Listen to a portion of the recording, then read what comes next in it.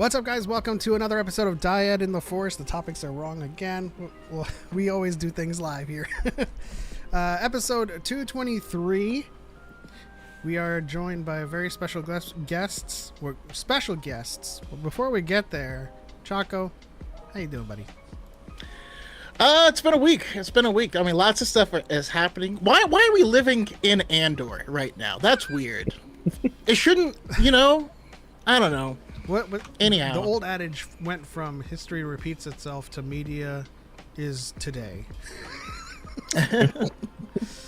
Let's see here. So why don't we bring in our guests? Well, they're already in, but introduce them. One of them is black and the other is also black. Screened. Yeah, Tom, if you're doing stuff, I think it showed you on your phone, so if you scroll down, then it cuts off your camera. He's upside but yeah. down. Nope. Oh. Anyhow, Denzel, how you doing? Good, Choco. How you doing? I'm doing fantastic. Let's have you introduce yourself to the audience and tell everyone where they can find you and what you do. Gotcha. So, name is Denzel Greene. Hope everybody's doing all right. I do hot takes, media analysis, and coverage on pop culture, film, and television. And you can find me mainly on TikTok, a little bit on YouTube at Denzel_Green. Awesome. Where's the mug at? I forgot the mug. Man, that's like Ronald McDonald forgetting to put on the clown makeup. It just shows up one day and starts dancing in front of McDonald's. Like, who is this guy? Oh crap! I don't have my makeup on. We're also joined by Tom Hodges, who is currently trying to find himself, as we all do in college. So while Tom works things out on the tech front, let's say hello to chat really quickly. We have Master James Kenobi, who stopped by earlier. He said, "Working today, lads, but wanted to say, hey, I'll catch the show later. Try not to call me a loser on this one." Gotcha, loser. Alicia Adams. Hello again. Hey again from the UK. Oh, Sorry, I need I to missed get back last to you. week. So good to be here again. Well, so good to have you here again.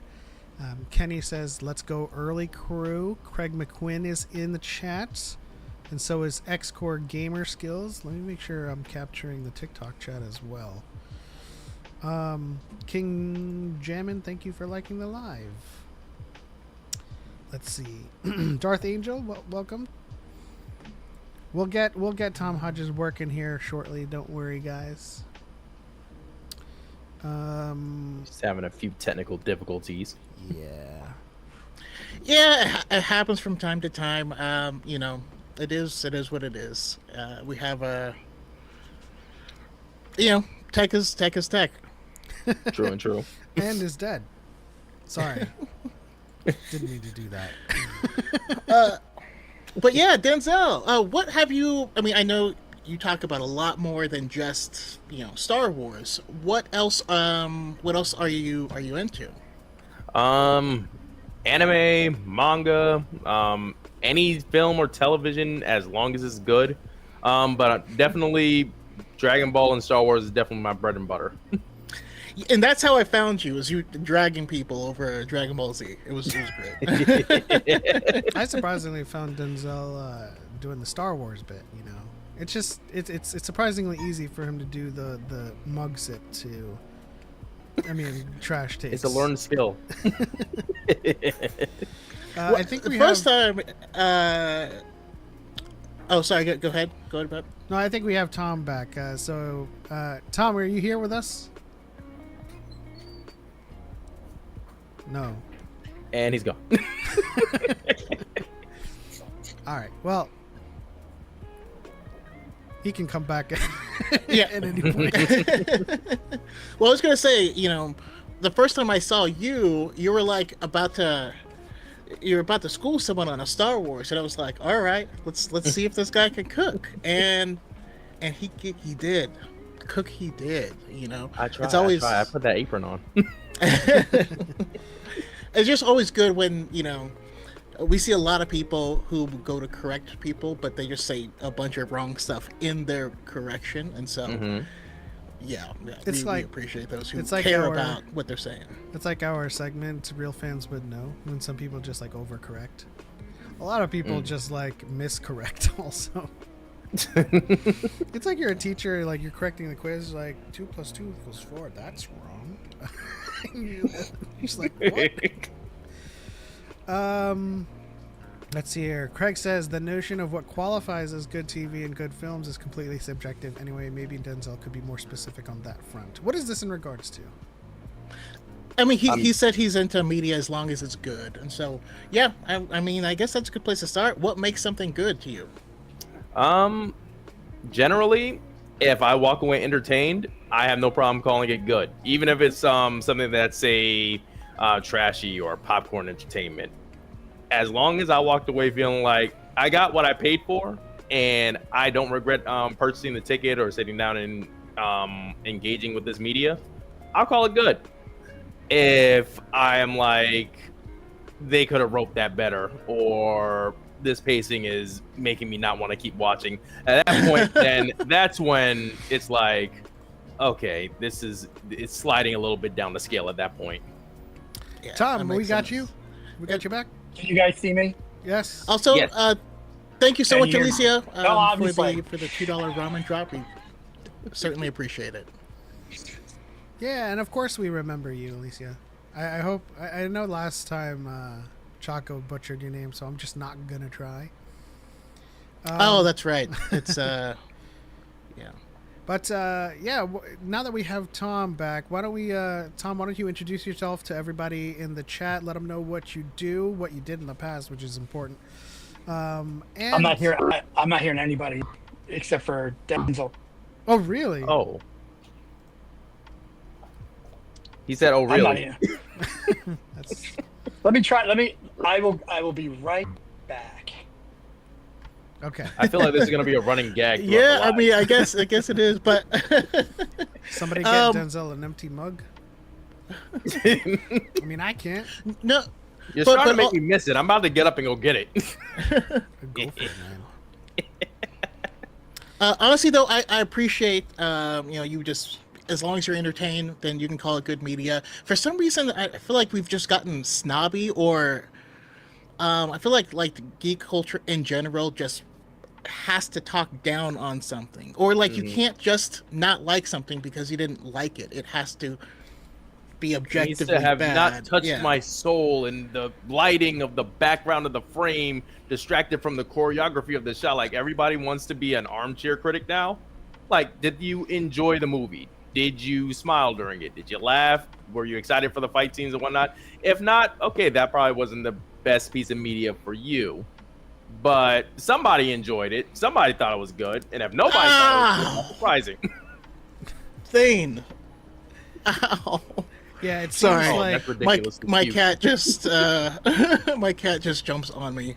it seems like well, we certainly know the reason for the lambasting on the one side of the fandom, which is just bigotry and grift. You know, I was planning to film a reacting to movie trailers as a chud, and I would just sit there and be like, white guy, like just pointing out Right. everything that's That woman's just not in a dress. It's woke.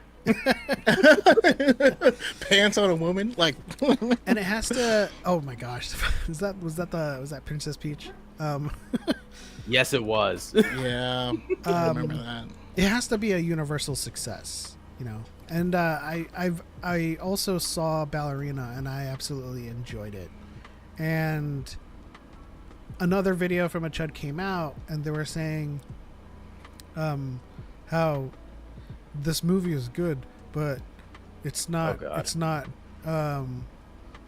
It points out female or girl boss fatigue because it's not doing well in the box office. And I'm like, I thought this was a review. Why are you like, why does it matter if it's doing well? And that's the thing, like, movies have flopped all the time and are considered cult classics or even critical classics. You know, half of the stuff that shows up on the Oscars that win, I'm like, I didn't even know this was a movie.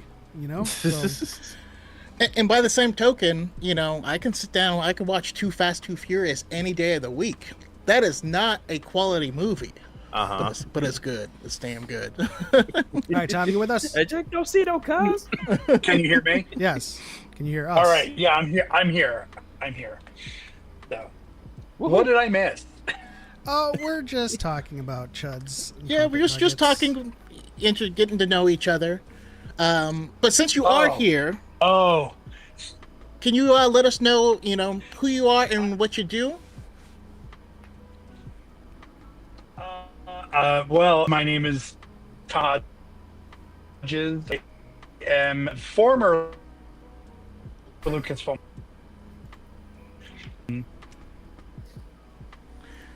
And art and story in Los. Okay, hold on. I don't think it's anybody cutting caught in that. and out, and you're saying a lot of super interesting stuff. You know, we heard Lucasfilm. I heard Outlaws. Did I hear? I'm gonna get. I'm gonna get on my. Whatever that was, it's probably better. Yeah. Let me see if I can. I love how we're playing Mad Libs with what we think he's saying in between. Give me a minute. As it relates to this, Alicia says, "Did you gents not do a private technical check before going live?" No, this is not as a professional outfit as you guys may think it is. I mean, like, for the most part, it's usually just me and Choco, and like things work pretty swell with just us. But yeah, I mean, we will have technical difficulties when you know we have guests that haven't been on before and stuff, and everyone's got a different setup, and you know. Yeah. And might I just say, despite the technical hiccups, I'm still having a great time here. That's all that counts, man. All right, we have another Tom Hodges. Hopefully, no, we don't. No, I also just. This is a Star Wars podcast, right? So I gotta hear, what is give me your top 5 Star Wars projects, right? Could be books, could be games, could be the movies, shows. And why is Top Attack 5. of the Clones up top? Oh, whoa there. All right, top 5. I'm definitely putting Andor seasons 1 and 2 as top tier. That, in terms of storytelling, acting, and effects, I think that might be the magnum opus that's been presented by Lucasfilm under Disney. Right after that, this is a personal favorite of mine, is Empire Strikes Back. Okay. Let me see. I'm gonna throw a book in here somewhere. I'll say Light of the Jedi. It got me into the High Republic. Nice. And I rarely read Star Wars novels, so that one it scratched that itch in the back of my head. I'm going to controversially say The Last Jedi. I think it's probably the most interesting Star Wars media that we've had in the past, like, 10 years. It's not controversial in these parts. Yeah. You know what? That's my favorite Star Wars y'all. film. So. Oh. You are a bold one.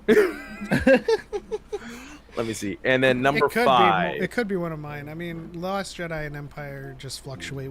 If I watch Empire, that's like currently my favorite, and then if I watch The Last Jedi, you know, ranks are living beings. Yeah. Constantly changing. Exactly. Let me see. And I think for my 5th, this might be a little biased. I'm gonna throw the only other book that I've sat down and like read more than once, in terms of Star Wars material, would be Lost Stars. I think that was an excellent novel. Excellent. That's the My one cat's name is Thane. So Oh, If that gives you any idea. That's the one book Choco constantly tells people to read. Because it's like a gateway drug. You know what I mean? Like the guys over at Utini, whenever they see a copy, they just buy it because they're out there just like slinging Lost Stars. Like Nemo says, "Thank goodness y'all are lore masters and not live stream experts." Hey, I'm a live stream expert. Okay, if everybody were here in person, this would be an amazing, no technical difficulties, right? yeah. We can't control what we can't control. Also, the setup is pretty custom and uses like a open source software that y'all don't normally see and all this stuff. So there's other factors in here. It allows me tremendous granular control over the production. I mean, we could, It's also free. but I mean, yeah, if we went to any of the other like streaming platforms like StreamYard, we would just look like every other podcast out there, you know. Okay, hopefully. Can you? Thomas, I'm sorry, Yes. Tom, you there? I am here. I see you guys. Can you hear me? Yes. Yes. yeah. I see you guys. My screen looks frozen. Up here in the corner, it's not. But what are you going to do? I don't know what I'm gonna do. Yeah. What are you going to do? Come on. What's going on? That is strange because I mean, yes, the live on the thing. I switched to my desktop, which is far more powerful. So, but for some reason, it's like, let's see, is there like a camera thing? Oh. You disable it and then start it back up. Will this work? I'm bleeding now. Oh Lord, what happened? Thane? Still froze, Yeah. but it's a really intense look. Well, let's just start talking. Maybe it'll catch up with itself. Who knows? Let's see. Okay, so since we have you back on with consistent audio, Yeah. why don't you reintroduce yourself to the chat? Okay. My name is Tom Hodges. Used to work for Lucasfilm back in the day on things related to Episode 3 and the Clone Wars and other things, lots of other things. Currently, I am a key art and storyboard illustrator for an entertainment marketing agency in Los Angeles. Right on. Wow. And I work for everybody. Like, if I could be perfectly honest, 90% of my workload the last 3 years has been Disney. So there's a lot of Disney involved. So you're like a bounty hunter, but like mostly like you're like Boba Fett, where like you freelance, but it's mostly the huts, right? It's salary. Yeah, it's Gotcha, salary. gotcha. Salaried. Still trying to fix it. Do you have the option to select an avatar image if you click the gear? Oh, let's see. User. Default avatar on the bottom of it if you hit the gear icon? I don't see a default avatar setting. Okay. It's a shame because I'm handsome and I should be on screen at all times. Let So- me see. Yeah, no, it's an odd issue because like for everyone who's watching, on YouTube and stuff, like we can see him and he looks fine and it's moving, and for some reason the scene, which should be the same exact scene in Let's see. it's just not showing up there, and that honestly doesn't make any sense. But we do it. We do what we do. I do apologize, people. I would love to be on screen because you guys will be able to see this, right? You can see me, right? Yeah. Oh, there I am. Yes. All Hey. Both of them, right. right? So I have them at the ready for you. All right. So, there we are. I'm on screen. you mentioned- Cool. You mentioned working on episode 3, and Clone Wars stuff. I'm curious what you did for Revenge of the Sith. Okay. So I'll tell you the story of how I got into Lucasfilm. It's actually a funny story. So for years, I started drawing when I was 5. I'm 53 years old, believe it or not. I was there opening weekend for Star Wars. I've been there since the beginning. And my dream was always to work on Star Wars, as a kid does. I want to draw Star Wars, and I started drawing Star Wars from the moment I saw it. And the internet happened in the 90s, and then as episode 1 happened and we started having celebrations and people you meet online, I started going to celebrations as a fan. I was at the first one, Mudstock. I had such a horrible experience at Celebration 1 that I wrote a letter to Dan Mattson, who was the editor of Star Wars Insider and the head honcho at the fan club back in the day. And he sent me a package of like limited prints and toys and goodies from Celebration, a whole bunch of stuff that like I might have missed out on. And then fast forward to Celebration 2, which was the first one in Indianapolis, and I went to the Star Wars fan club party, whatever it is, fan relations party. And that's where I met Steve Sansweet, and I gave Steve this image. I did this drawing of Padme with clone troopers lined up behind her. It was very cartoony, very animated. And I said they should do an animated series of the Clone Wars. And he looked at me like, that's a great idea. Not knowing that at that moment they were working on Tartakovsky's. Mm-hmm. It was in the beginning stages of Tartakovsky's Clone Wars. Which is fantastic. Which is one of it's amazing. It's literally amazing. And the style wasn't that much different. It was a little more Disney-esque, but the vibe was there. Yeah. And so fast forward to a few months later. Actually, no, it was about a year and a half later. It was at San Diego Comic-Con, and for some reason, I thought I'd get the nerve to go and say, "Hey, I'm an artist. I do some cons. Do you have an empty artist alley table?"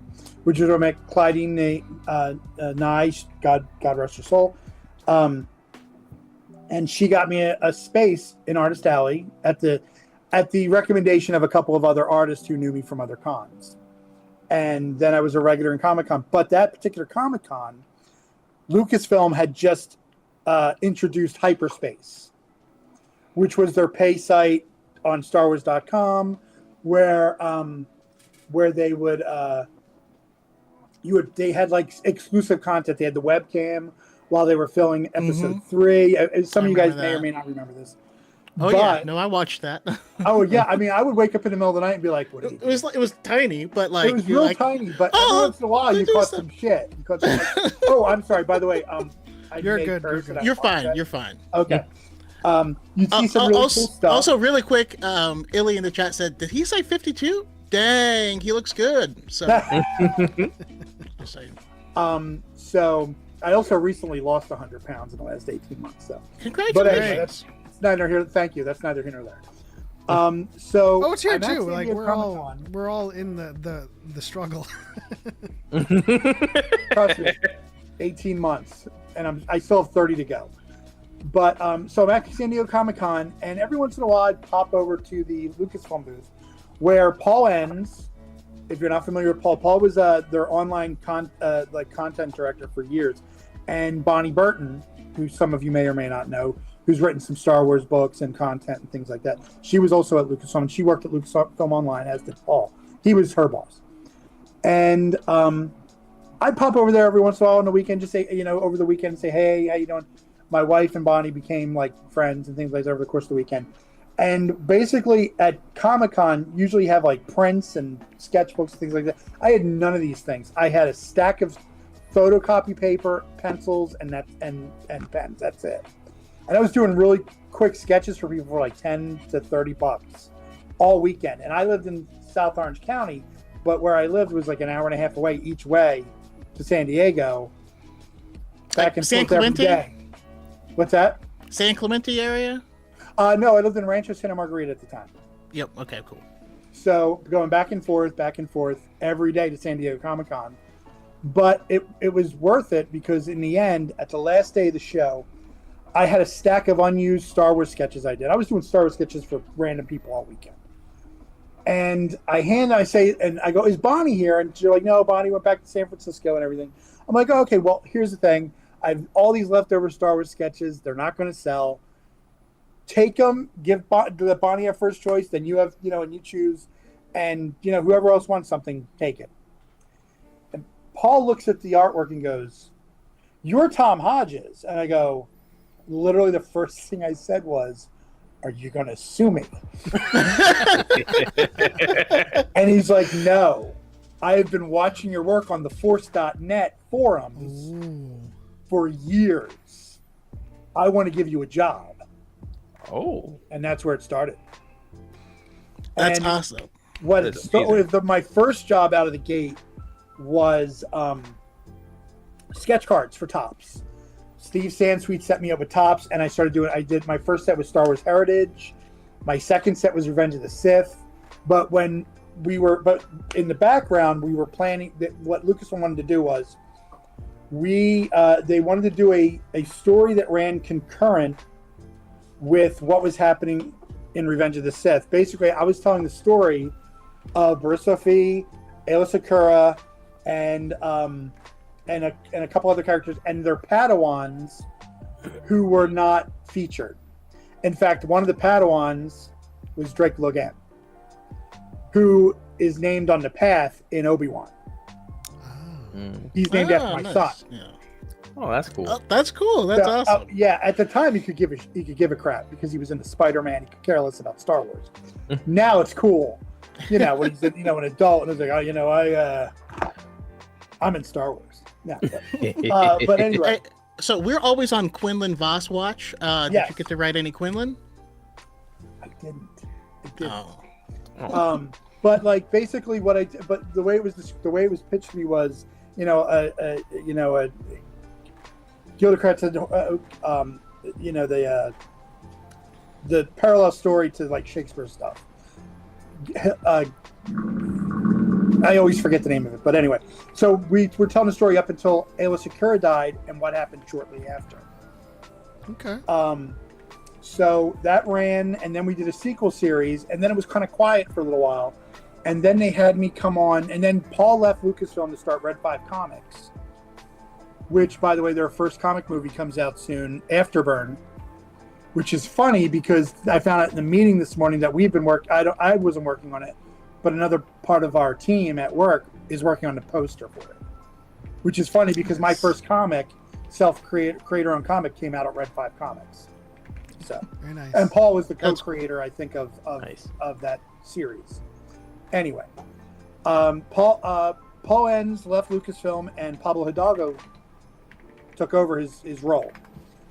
And so Pablo reaches out to me and says, "We have a new Clone Wars series coming, and we want to do weekly prequels to each episode. So each episode of the Clone Wars had a 4 to 5 page short story every week that would lead into that week's episode." And he's like, "Who do you want to work with? You're the lead artist. Who do you want to work with?" I chose Grant Gould. If you're not familiar with Grant, Grant's kind of left the art scene and is, very private now, but he was one of the artists. Katie Cook, if you're not familiar with Katie Cook's work, she does a lot of the kids' books now for Star Wars and has over the last few years. Katie, I wanted to work with Katie. And we had another artist whose name escapes me at the moment. Oh, no, we had Jeff Carlisle on season 1. Season 2, I believe Katie left, and we brought in a gentleman who works at Weta, who was friends with Jeff Carlisle. So that's not here nor there. But so we had this team, and the problem is that they were scrambling the episodes the first season. They weren't in order. Yeah. Mm-hmm. So my first week episode was the one where Yoda goes with the clone troopers and they hide out in the cave and everything. That was but then they did a switcheroo and we had to scramble to get the next one that was supposed to be up. It was a very we were very limited on time to get each one done because we didn't know what episode was going to come out, and they had to approve everything. Everything we did was approved by George and Dave. So that's when we did that first season. Season 2, they decided we'll run a story that's concurrent with what's going on, like we did with the Revenge of the Sith stuff. Except I got to create an original Jedi Master. I got to create an original clone commander, Ganch, and this was the exclusive at Celebration 5. They only made like 750 of them, Commander Ganch. So if you have one, good for you. What's that go for? But and then you have the Jedi Master I created, which is Healy Vine Ruiz. I'll post awesome. something on. I'll post something. Actually, I did a print for Phoenix Comic Con of her and Ganch. I did post it recently on my TikTok. So if you go to my TikTok, Hodges Art, you can see that. But so we got to create. We wrote stories, and then the third season we did was a story. I got to use Obi-Wan. I got to use Anakin. I got to create a droid for my Jedi Master. We got to use Ahsoka, and Keelyvine's Padawan Tyson were like friends, and it was like basically that's what I did for Lucasfilm. I also did. Do you remember when they did the Soul Calibur game crossover? Of course. We did a comic that went with that, where like there was like a breach in the universe and all that. Oh, that's dope. Hey, that So we did game- that. Sorry, I think that's my favorite Soul Calibur. Not just because of the Star Wars characters, but there was like a separate mode that was like capturing things, and you had like a caliber. But So we did the comic. Pablo and I did the comic for that. Right on. And we started planning a fourth season story, which was gonna be just, and I can tell you what it was going to be because it wound up not happening. But the fourth season story was going to tell Ganch's origin. He was formerly a Republic commando, and he had a mission that sent him to he had to rescue Bail Organa. And during this mission, all the other commandos died except for him. But in the storyline, there was like a EMP blast, and it destroyed the chip in his head. Oh. So the end of the story was when he's sitting there. It's like a campfire story. And I also created this group called the RSR. You know how there's the 501st and the Rebel Legion and the Mando Mercs? Well, I created this thing called the Republic Service Organization, which is basically a costuming group for women, where it's like the USO, but for the Republic and then eventually the Empire. And that's interesting. And I've posted stuff about that too, but I'll post more stuff because I have some stuff I'm doing for Rebel ScumCon. But anyway, the story was shout out to Rebel ScumCon. Oh yeah, I have a guest at Rebel ScumCon. Are we not supposed to be talking about that? Oh no! They are friends. We've good. reached out. We're not going to be able to attend this year, but definitely want to shout out. Shout them out. Yeah, they're great. Those guys are great, and you know, I used to do it when Philip Wise, who used to run Rebel Scum, did it, and it was Star Wars Fan Days, and then Lucasfilm was like, can't call it Star Wars Fan Days anymore because we're doing celebrations. Because that was when we weren't sure if there were going to be more celebrations after 3. So, but anyway, and at the end of the story, at this campfire, Order 66 happens, and Ganch saves Keelyvine and Tyson and lets them run off. That was because his chip didn't work and he wasn't following the order. But that, spoilers. It's not like it's going to happen. So, but that's and then Luke. Besides a couple of celebrations where I did prints. In fact, one of my claims to fame is the Star Wars Universe Dream Park map. If you're not familiar, Celebration 5 in Orlando, 2010, 2 years before Disney bought Lucasfilm. I did a Dream Park map based off of old Disney maps, and you can Google it.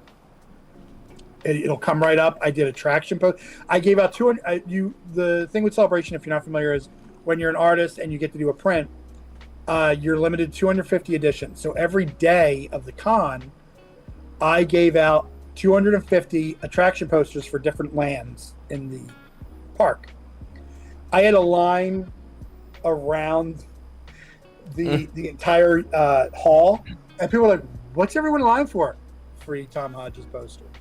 But every day, like at Coruscant, I had Chewy's Barbecue, and which was a restaurant and things like that. And you could Google this stuff, and it pops up. And then when they did Celebration Anaheim right before Force Awakens came out, I was stationed at the Ralph McQuarrie booth. I was signing a couple hours every day, and we did 4 new posters for the lands. I bet That's Choco was interesting. there. Because I might have met you there. Because I remember going to that booth. So we I actually was might have there met a couple before. hours each day, selling original art and giving out posters. Yeah. So anything's possible. Anything's possible. Plus, I knew Ralph. I knew Ralph and all of his people. So, you know, that's one of my other claims to fame. I took Ralph to the Walt Disney Family Museum. And to Lucasfilm. There's a picture of me floating around of me, Dennis Muren, and Ralph McQuarrie. We went when they were working on Iron Man, the first Abrams Star Trek, and Crystal Skull. They were literally working on it in the same room at ILM. Ralph hadn't seen Dennis Muren since Raiders of the Lost Ark. And we brought him through, and Dennis showed up. And he's like, keep him there. I want to see Ralph. I haven't seen him in 40 years. And the first thing I said to Dennis Muren was, when you drive, do you have Oscars rolling around the floor of your car like Snapple bottles? And literally my wife took the picture of that moment of him laughing. So I got a great picture of me, Ralph, and Dennis Muren in ILM. And they showed us they were working on those 3 movies, and they were showing us what they were working on. I got to see Iron Man put his full suit on for the first time. Wow. When they just finished putting it together. That's crazy. So it was really cool. And I saw the Abrams, they showed me where R2 was in the space scene long before anyone knew he was out there. It was cool. It was cool. When I lived in San Francisco and I was doing work for Lucasfilm, I got to go to the Presidio a lot, which was really cool. That's cool. I do have an important question, and this will actually go out to everyone here, also everyone in the chat. Pacers or Thunder? I'm a Fever fan, so I'm going for the Pacers. I'm from Philly. I don't follow sports. So you're also an Iverson fan. Oh man, I love Iverson. Man, I never wore Jordans, but I had I3s. Here's the thing. I stopped watching basketball when they did him dirty. Yeah. That was the end for me for basketball.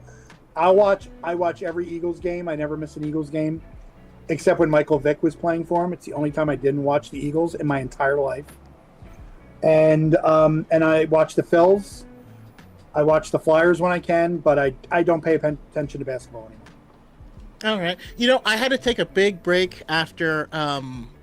See, I'm from Northern California, and in 2002, the Western Conference Finals, widely known as one of the worst officiated game in history, that broke my heart. So I had to take a break for I got you. Following the 01 season when Iverson destroyed the Lakers by himself, but then they swept him back. I was just like, I started to tell you guys something when things were getting wacky on the screen, when I had to figure out what I was doing. I think I changed someone's mind in Phoenix. I was at Phoenix Comic-Con this past weekend. And I'm at my booth, and I was there with my friend Ramsey. She modeled some stuff for me, and she's working the booth with me. And a guy comes over and he's looking at my Star Wars. I had a print of Anakin, Ahsoka, and Rex. And he starts talking about how he doesn't like the Disney Star Wars, except this, and this. Cherry picking, as you yeah. And I'm talking to him, and he starts doing his complaint about Kathleen Kennedy. Oh, hey, brother. Praising Favreau and Filoni as per usual. And that's when I let him have it. I started telling him about, so what you're telling me is you like this, and this, but you don't like this. Why don't you like this? He couldn't give me a straight answer. But that's when I started saying, well, you like The Mandalorian, but you don't like The Acolyte. You know, both of them were approved and produced by the same person, Kathleen Kennedy. And I went on, she's I responsible also for had to all of the explain to Star him how Wars she projects. is one of the most prolific producers in Hollywood history. Yeah. I mean, she's the goat. legitimately one of the greatest producers in Hollywood history. And then you could see wheels turning, a little smoke out of the ears. My friend Ramsey's just standing there laughing because she's like, I love listening to people talk about this shit. So, but he walked away questioning his opinion. Hey, that's all we can ask. It's not their opinion. They're like parroting what they've heard from some other YouTuber. Well, here's the worst part. The guy never watched Andor. And I'm like, I know exactly who he got his opinions from now. I was like, I would never tell anybody that. Go home and watch Andor. Leave the con, go home and watch Andor. And then watch an interview with Tony Gilroy saying Kathleen Kennedy was paramount in this series being done. Kathleen Kennedy is a treasure. She really is, and I will die on that hill. And that's how they operate, right? It's Kathleen Kennedy's fault for what they hate, and it's Filoni's. And it's Filoni's fault. Like all the praise goes to Filoni for the. But I mean, my favorite one. So I was just gonna say real quick. My favorite one was when people were like raging because Kathleen Kennedy said we are lucky to get The Mandalorian season 2. And everyone's like, she was going to cancel it? Oh, no, there's a war going on at Lucasfilm. And then, like, no, you read the quote, and it was like COVID hit, and they finished the season a week before they would have had to shut down production. So we were lucky to get it. Like, literally. And another piece of information that people aren't familiar with is Kathleen was a Lucas hire. She wasn't a Disney person. No, yeah, she was. George handpicked her. He didn't want to do it anymore. And before he was, like, in his interview with Chris Rose, he says that he was already getting ready to hand over the reins to her. Yeah. And then he just made her the president right before the acquisition. And Bob Iger, in his book, he was like, well, that was a power move. Like, he was making sure he had his person in the seat before the seat. But here's the thing. I mean, in the grand scheme of things, it was the best move he could have made. Because let's put it this way: is everything that's come out perfect? No. But I will be the first person to say I'm a fan of all of it in some regard. Mm-hmm. I like all of it in some way, shape, or form.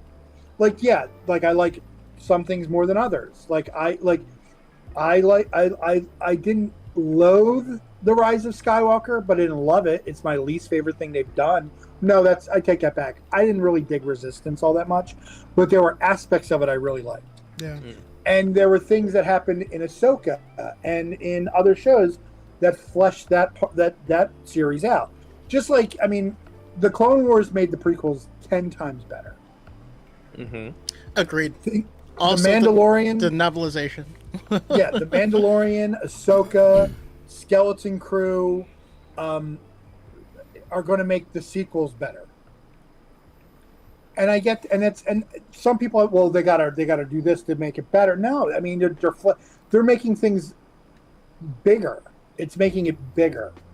Not, you know what I mean? Well, and I know Star Wars has historically done this all throughout. It's not anything unique with the sequel trilogy, right? They're always saying, well, as it pertains to the sequels, they're always saying these movies should stand on their own. We shouldn't need external media to help explain it. It's like, but we have external media that helped explain all the other 6 movies. Mm-hmm. So you're operating from the zeitgeist of having 40 years of that information presenting itself as common knowledge, but in actuality, like, we didn't know that the T-60, the Skyhopper? Yeah, the Skyhopper. Yeah, we didn't know it shared Incom. controls with Incom X-wings. Yeah, and so that came from external media.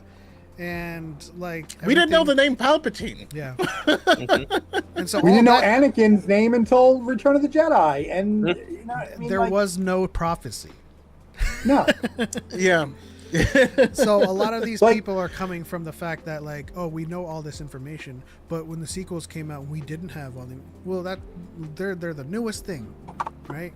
and we're gonna have all the information. And now that we have all of the information, they're like, well, we shouldn't need all this stuff. It's like, well, we needed it for the other movies too. Unless you're trying to explain Order 66 without watching the Clone Wars to know why the clones turned. I mean, right? Like when Ki-Adi-Mundi turns around, wouldn't you look at that face and be like, all right, fine, I'm not gonna betray you. No, you gotta explain. Ki-Adi-Mundi? Oh, no, I don't know, maybe. No, I would have squeezed harder. But they didn't have to do Ayla like that. Yeah, like that was personal. They were just like, and I'm friends with Amy. And DYAD moment, because I was about to say that. It's like, if anybody deserved to get did like Ayla Sakura, it would have been Ki-Adi-Mundi. Just shooting a couple of extra more times while he's down. We need a director's cut. And here's the thing. Straight up Robocopter. As somebody who's contributed to the Star Wars universe, and I mean, legitimately have contributed to it. Absolutely. I've never had a problem with things being, like, okay, so you guys are lifelong Star Wars fans, of course, right? Yeah. Mm-hmm. You know your lore of, like I'm literally preaching to the converted here. It's always astonishing to me how people hold near and dear to their heart the old expanded universe, when as somebody who worked in it knows what a convoluted mess it was, and was happy that when Luke, and I knew before the Lucasfilm buy, because I had a conversation with a couple of people, I'm not going to say who at Lucasfilm, but if I said their names, you'd know who they are. They told me, they're like, oh, it's getting scrapped and we're building it from the ground up again. And they're basically, the way it's always been described to me is that if George had a hand in it, it's canon. So I feel like some of my contributions are canon. I consider Ganch canon. I consider Keeleyvine canon. I consider Tizen canon, because it was involved and wrapped in around the Clone Wars, and nothing we did in the Clone Wars comic is contradicted in anything else. Yeah. Nothing. And has yet to be. In fact, that Drake Logan is now canon because his name is on the path. We could that story, which totally is totally thrown out EU because of Bursa Fee. What's going to come of that? You know what I mean? Because that character from that particular story is now in current canon. So I don't know how that's going to work out. But the fact that, I'm okay with it. I did a whole thing with Karen Travis. Are you familiar with Karen Travis? Yeah. Travis, you're out there? Yeah. She did a whole thing with Mandalorian. Rest in peace, Republic Commandos. And Republic Commandos. Where I depicted the very first female Mandalorian visually. And so much so, like, George loved it so much he bought the original. And that's the other thing. George owns hundreds of pieces of my original art, which is something that happens when you do artwork for Lucasfilm. George gets first refusal. But and then by the third season of the comic, it was automatically written in my contract that he automatically got the artwork. But I was also really well compensated for it. So, but anyway, that's neither here nor there. I actually have lost my train of thought, and I do this often, so you have to get me back on the path. So, I'm okay when they scrapped the original EU, because it was a mess. But I also love that Filoni's dipping in, yeah, and pulling from it and making okay. So I have a question for you guys. Do you want to see the original character? And I know what Mark Hamill said recently, that he's done being Luke Skywalker. That doesn't mean we won't see Luke Skywalker again. Mm-hmm. Do you want to see the old school characters in the Heir to the Empire stuff? The new stuff coming out? Yes, like the Filoni movie that he's going to do, and that's connected to Ahsoka and Mando and all that stuff. Denzel, what do you think? Do you want to see our original trio in this upcoming stuff with Ahsoka and all them and Thrawn? I have two minds about it. Well, tell us both. I think that if they have like suitable actors, because I'm gonna assume that is possibly a live action project. If not, then awesome, because I love Star Wars animation. But if it's a live action project, as long as the actors that they get to play those iconic roles are like the best fit possible for those roles and they can really embody the characters, then awesome. But at the exact same time, I kind of feel like when they do focus too much on like trying to like bring in the classic characters, that there's this nagging feeling that they might use them to hijack the ongoing plot and diminish the characters that the story is about. We already saw that happen in Rise of Skywalker, where it's like you have a story that's about Kylo Ren, that's about Rey, that's about Finn, Poe, and now the entirety of the finale is centered on a character who has had nothing to do with the series. Well, this trilogy of films has had nothing to do with it narrative-wise, and I don't want that same thing to be repeated with Luke, Han, and Leia. I think they can enhance the story, but I would hate for Luke Skywalker to show up and hijack the plot. This might be a little bit of a hot take. I am not the biggest fan of the ending of Mandalorian Season 2. I feel like it's a Deus Ex Machina. You know what? I agree. I actually had that same hot take. Like I wanted it to be Quinlan Voss. I just mean you can't have someone who is not part of your story show up at the end and fix all the problems that, you know, rather than have your characters, you know, fix it themselves.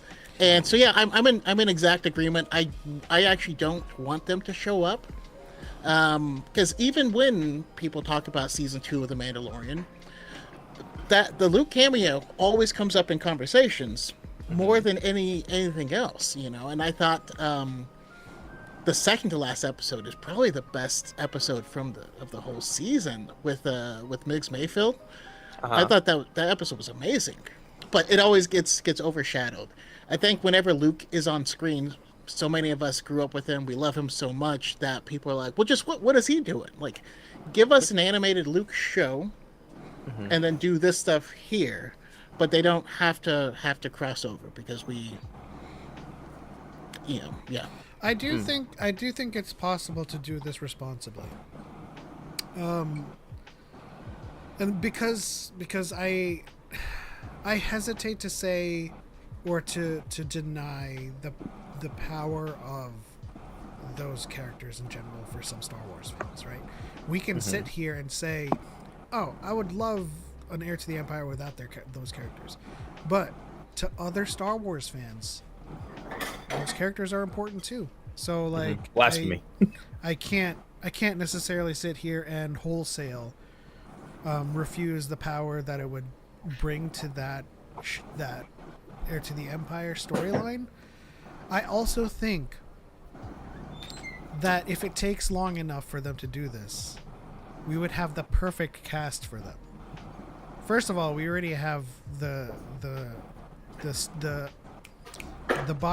body double for Luke. Yeah, is it Grant something or something Grant? Yeah. And we have if this takes a couple of years, Millie Bobby Brown will be of the age of Leia during that time period as well.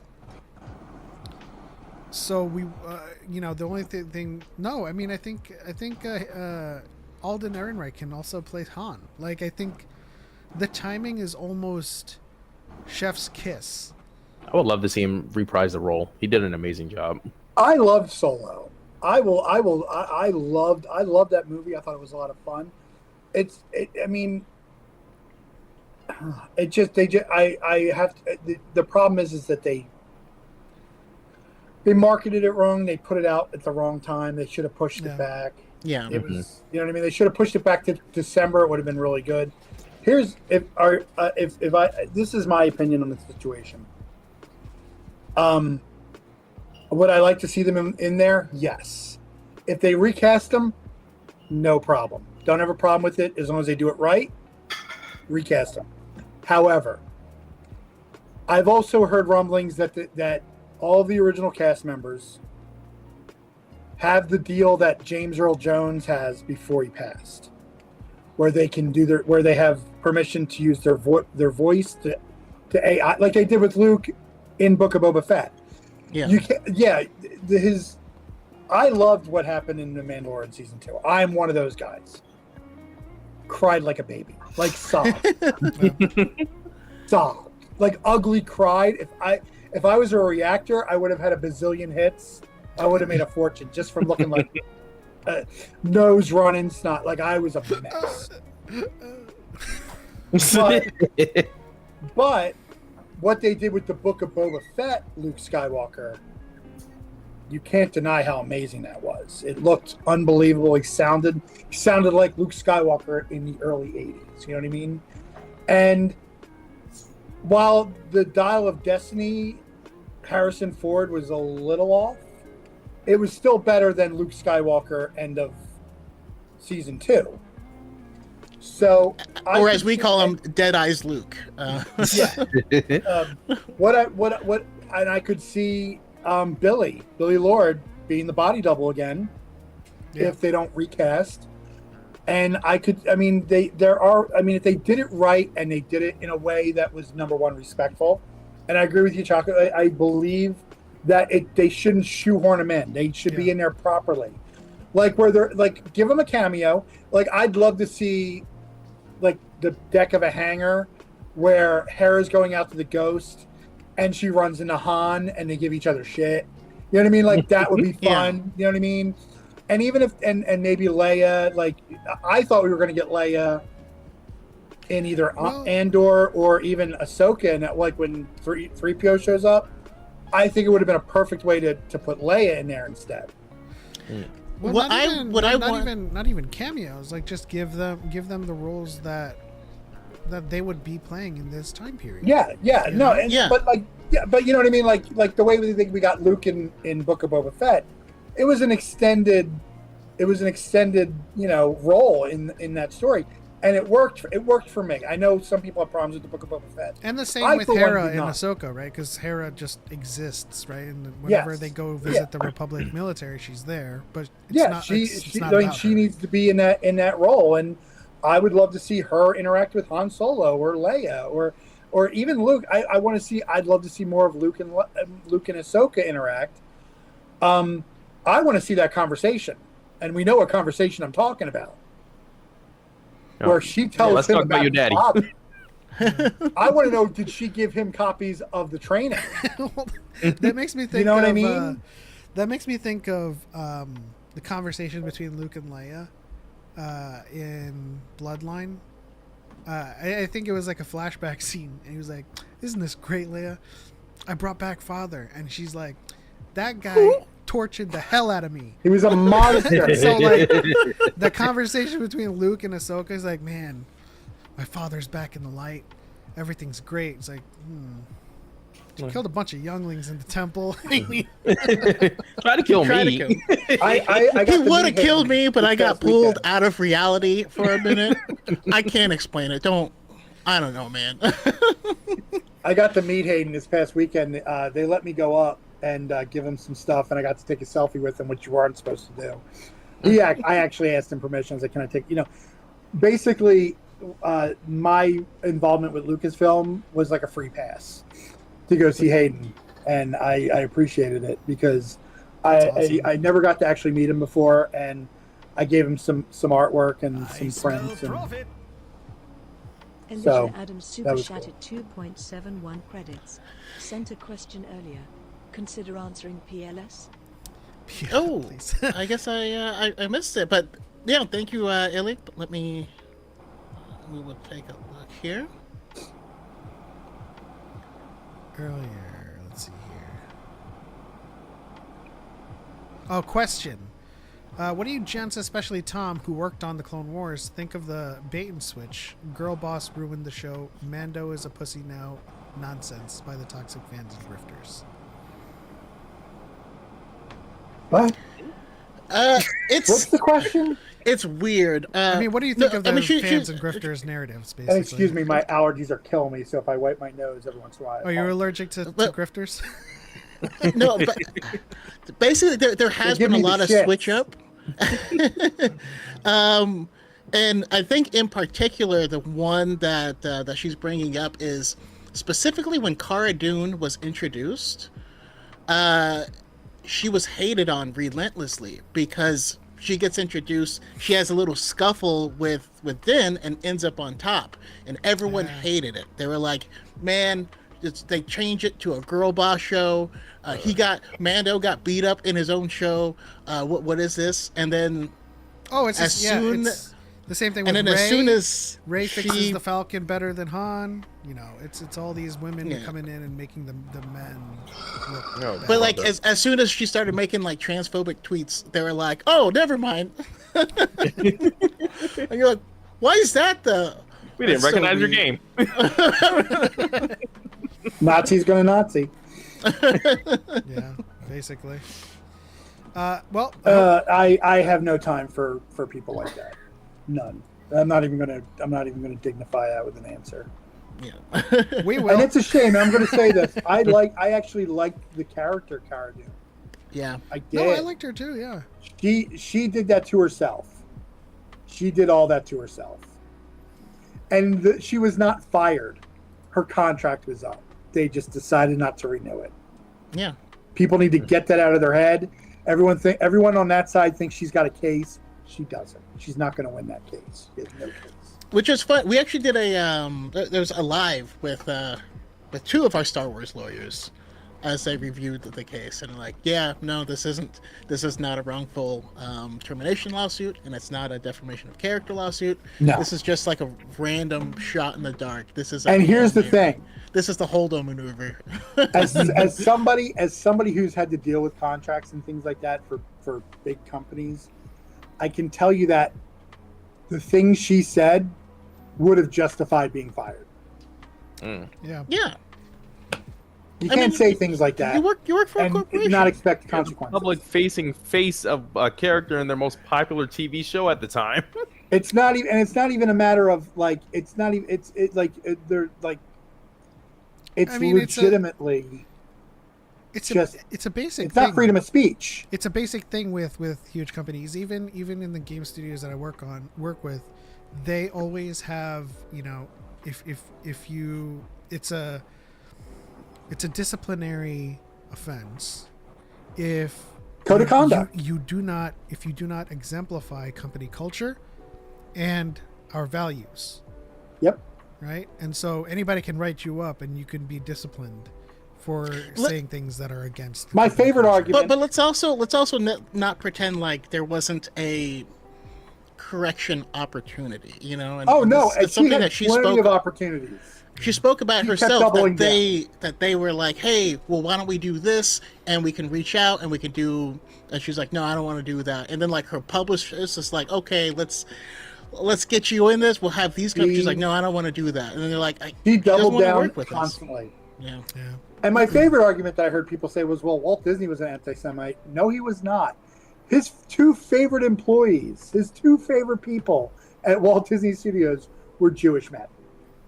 The Sherman brothers. His two literal favorite people. Also, like, I feel like That's why I nowadays. bring that up as a gotcha. Yeah, that was their gotcha. I feel I've like seen people nowadays. use that And you're like, that doesn't make it okay. I don't, you know. Like the founder was a terrible person. Like, okay. But I also feel like nowadays, anti-Semitic means anti-Jew, which couldn't. It's the furthest from the truth. You know, Semitic nations are, you know, Arabs and Jewish and Middle Eastern people. Semitic Like, is based on language, yeah. so, like, if you're like anti-Palestinian in this current climate, you're anti-Semitic. So it's. Speak on it. So I do Don't want tell to catch Kanye up. that. I do want to catch up with the TikTok side really quickly. A while ago, we had a couple people come in. Mandalorian Covert said, "Yo, Denzel is here too. Goated creators." True. It's true. Much love. appreciated. to Element and Choco. I'm not sure I've seen Mr. Hodges' content yet. Well, if you've been watching this, You should. Hodges it is what it is. It's Hodges fantastic. art. Yeah. yeah, if you're not following at Hodges Art on TikTok, and any other social platforms? It's also Hodges art on Instagram. It's really where my focus is, Instagram and TikTok. No. Gotcha. Go I mean, I follow have him a right now. Facebook, but it is what it is. I have zero Also, presence on Facebook. just you guys use this as an opportunity for everyone in the chat. I know everyone up here already knows it, but make content, make stuff you love, create something, do stuff. Tom got an amazing opportunity because he had been creating art for years, right? And I think a lot of people are like, man, you got lucky. How did you do that? And you're like, that's not luck. That's you drawing stuff for a decade, putting it out there steadily, and when the opportunity arose, you were prepared to jump in. But you don't get that with all that previous work. One of my favorite stories that I think I've talked about on here before, but Pablo Hidalgo talked about how he got into Lucasfilm, where he made his own Star Wars encyclopedia, and talked about it to someone at a con, and use him as they used him as a reference, and that's what brought him into Lucasfilm. Dave Filoni was already cosplaying as Plo Koon before he even got He was working in animation now. He was working in animation, but the story, at least, and I mean, you know the guy personally, so you probably know more of it about it than I do, but the story that he always tells was that he was explaining the prequels in line to someone who didn't like him, and he was like, no, it's this and that, and that person he was explaining to worked for Lucasfilm, and that's how his name got into the system. So they called and reached out directly to him. But like, unless you are talking about this stuff, unless you're making stuff, I've gotten some really cool opportunities. Pep has gotten some crazy opportunities as well, and it's just talk about stuff and love it. Our first experience, basically, anyone from Lucasfilm that we've spoken to or met in Celebration or at cons, 9 times out of 10 said, we love your videos. So you don't know who's watching. You don't know who's watching. You don't know who's paying You attention. don't know who's watching. Right? And by the way, they are paying attention.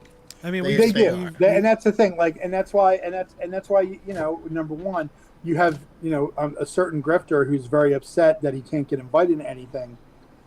I wonder who it is. An asshole.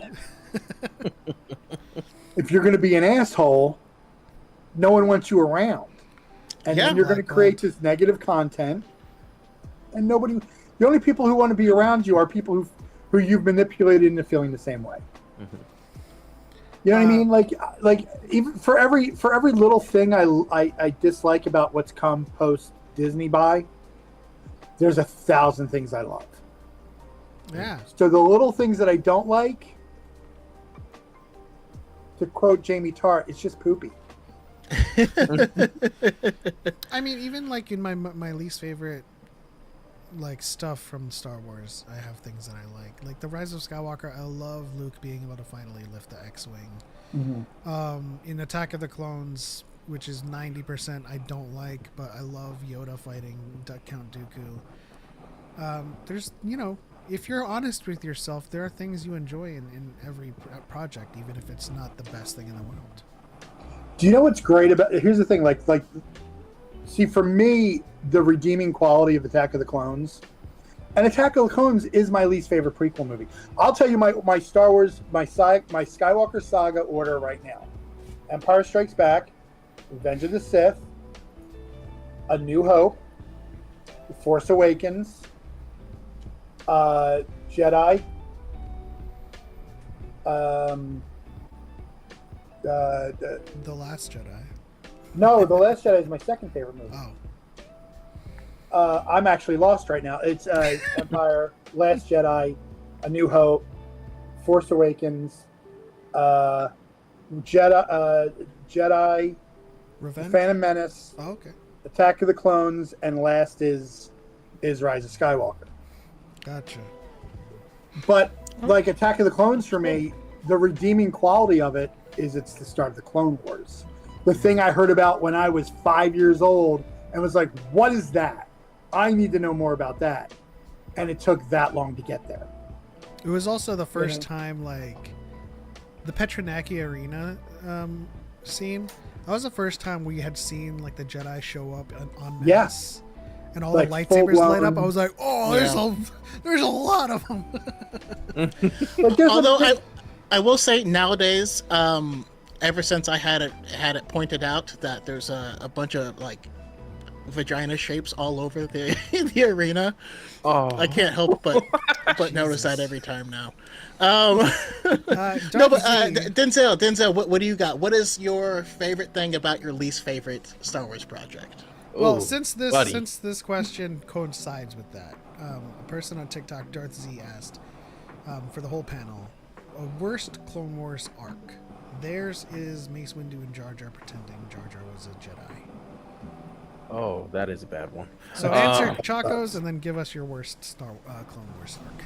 All right, so my favorite thing and my least favorite Star Wars film. So my least favorite currently is Attack of the Clones. It usually takes the bottom spot. Rise of Skywalker really puts up a good fight, though. I will give it that. So matter of fact, I'll give my favorite moment from both of those. In Attack of the Clones, my favorite moment is that moment where Anakin finds his mom and then he like raises hell and starts slaughtering the Sand People. It was in that moment where I was like, okay, so Hayden Christensen can portray an angry, falling to the dark side Anakin Skywalker. It's just that George can't write the dialogue for him. So that's my favorite part of that one. Like, me and Element might disagree on the lightsaber duel, and that I think that's the worst part of the movie, to be honest. But Yoda and Count Dooku? oh yeah, once he starts jumping and spinning around, okay. I mean, Yoda's my favorite character. Hey, he's a little green Beyblade. You know, don't hate him. Oh yeah, I don't hate Yoda. In fact, I love Yoda. I love him so much that I never wanted to see him fight. What was it? Recently I ranked all the duels in Star Wars, and people in my YouTube comment section are still raising hell days later, because of the Yoda and Dooku placement, which is at the very bottom of the list. And it's because the Clone Wars already showed a better way for Yoda to have handled that fight. If you're gonna make it a stomp where Dooku has to run away anyway, have him handle it like he handled Asajj Ventress in the Clone Wars. Have him show up. Dooku's like, okay, so you're a strong opponent, so we're gonna settle with the lightsaber. Oh, okay, actually no. And then he's like, oh, okay. Then he tries to drop the pillar. Yoda gets distracted and he dips. Let me actually you on that one, because Dooku is actually he's a very, very strong opponent. Like, the one thing that people misconceive about duels in Star Wars between Force users is that they have constant shields up, right? Mm-hmm. The only reason Yoda did that to Asajj is because, frankly, compared to Yoda, she's nothing. But Yoda trained Dooku, and Dooku is a master, right? So he would be blocking any attempts at any telekinesis. That's why the only times they use force push is when they have their guard down. You know, they'll parry a lightsaber attack, and they'll parry and then push them, right? But essentially, this is why Trokata doesn't work a lot of the times, because, you know, they're shielding against those force attacks. You know what? I will take that as an acceptable explanation for that. It moves slightly higher up the list for that. I mean, yeah. Let me see. And then there's Rise of Skywalker, which I think my favorite part of that movie. Dang, I have to rack my brain. I would probably say that moment where where Rey and Luke are talking, and it kind of completes both of their arcs that they had throughout the sequel trilogy. Where I thought they okay, retconned. That's regular continuity. No, I mean, I guess. And what's your least favorite Clone Wars arc? Was the other question that was asked. oof. The Jar Jar one, it definitely gives a run for the money. I would probably say, and this might be recency bias or unbiased because I don't like it. I don't know. The Trace and Rafa arc from the final season of Clone Wars. I feel like it's out of place inside of that season, and it kind of like slows the momentum down. It doesn't really do much for Ahsoka as a character. It doesn't like increase my knowledge of her going into the Siege of Mandalore. And unlike the Bad Batch arc, where it's a backdoor pilot, it doesn't have a secondary function either. It's just Ahsoka running around with the Scooby-Doo gang for 4 episodes straight, and it was a week-to-week thing on a streaming platform, and I'm getting myself mad thinking about it. So yeah, there's that. Well, Yeah, that you know, was a for little that moment arc, there. I maintain that had they just made it 3 episodes max, or maybe even 2 episodes, they could have. I feel like they could have condensed it. Yeah, it was a little slow. Yeah, so it was slow the momentum, but there was actually a lot. I don't know if you recall how much, like, they stepped up like the music and the and like just the production value. Oh, it looked for amazing. those Oh, it episodes. does. That whole season Amazing looked amazing. looking. But yeah, no, I definitely agree and see where you're going with that. I can reconcile with their inclusion, though. I will say this can be done multiple ways, but Ahsoka going off with the was it Martez sisters. Yeah. That's how Bo-Katan finds her. So they could do that a different way, sure, but within what we have, that is the catalyst that brings Bo-Katan into the mix. That brings Ahsoka. It's the into side the quest siege. for Ahsoka. Yeah. Yeah, it's her raising hell away from the Jedi that catches the attention of people. I still skip those episodes. So for me, I mean, I'm kind of in the same boat with the rest of you, where it's the tag team of, you know, Attack of the Clones and Rise of Skywalker. But in Attack of the Clones, there is a lot of stuff that I love. Specifically, the scene when Anakin and Padme ride into the arena and they kiss, the framing of that, and then the music swells. I mean, Across the Stars as a song in general is worth the price of admission. You know what I mean? And I also just love. I mean, we got Dexter Jetster. You know, I love when Star Wars is weird.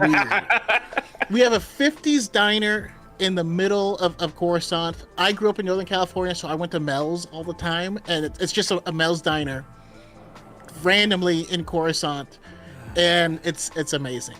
I used to go to the Mel's. Sable I used to go to the God. Mel's on Geary. That was next to where there was a theater that used to be next door to it, where the Phantom Menace, where, you know, Rick McCallum showed up for the Phantom. I lived in San Francisco nice. for a few years, Yeah. so Yeah, I love it's that the fate of the galaxy is hinged completely on Obi-Wan walking into a Johnny Rocket.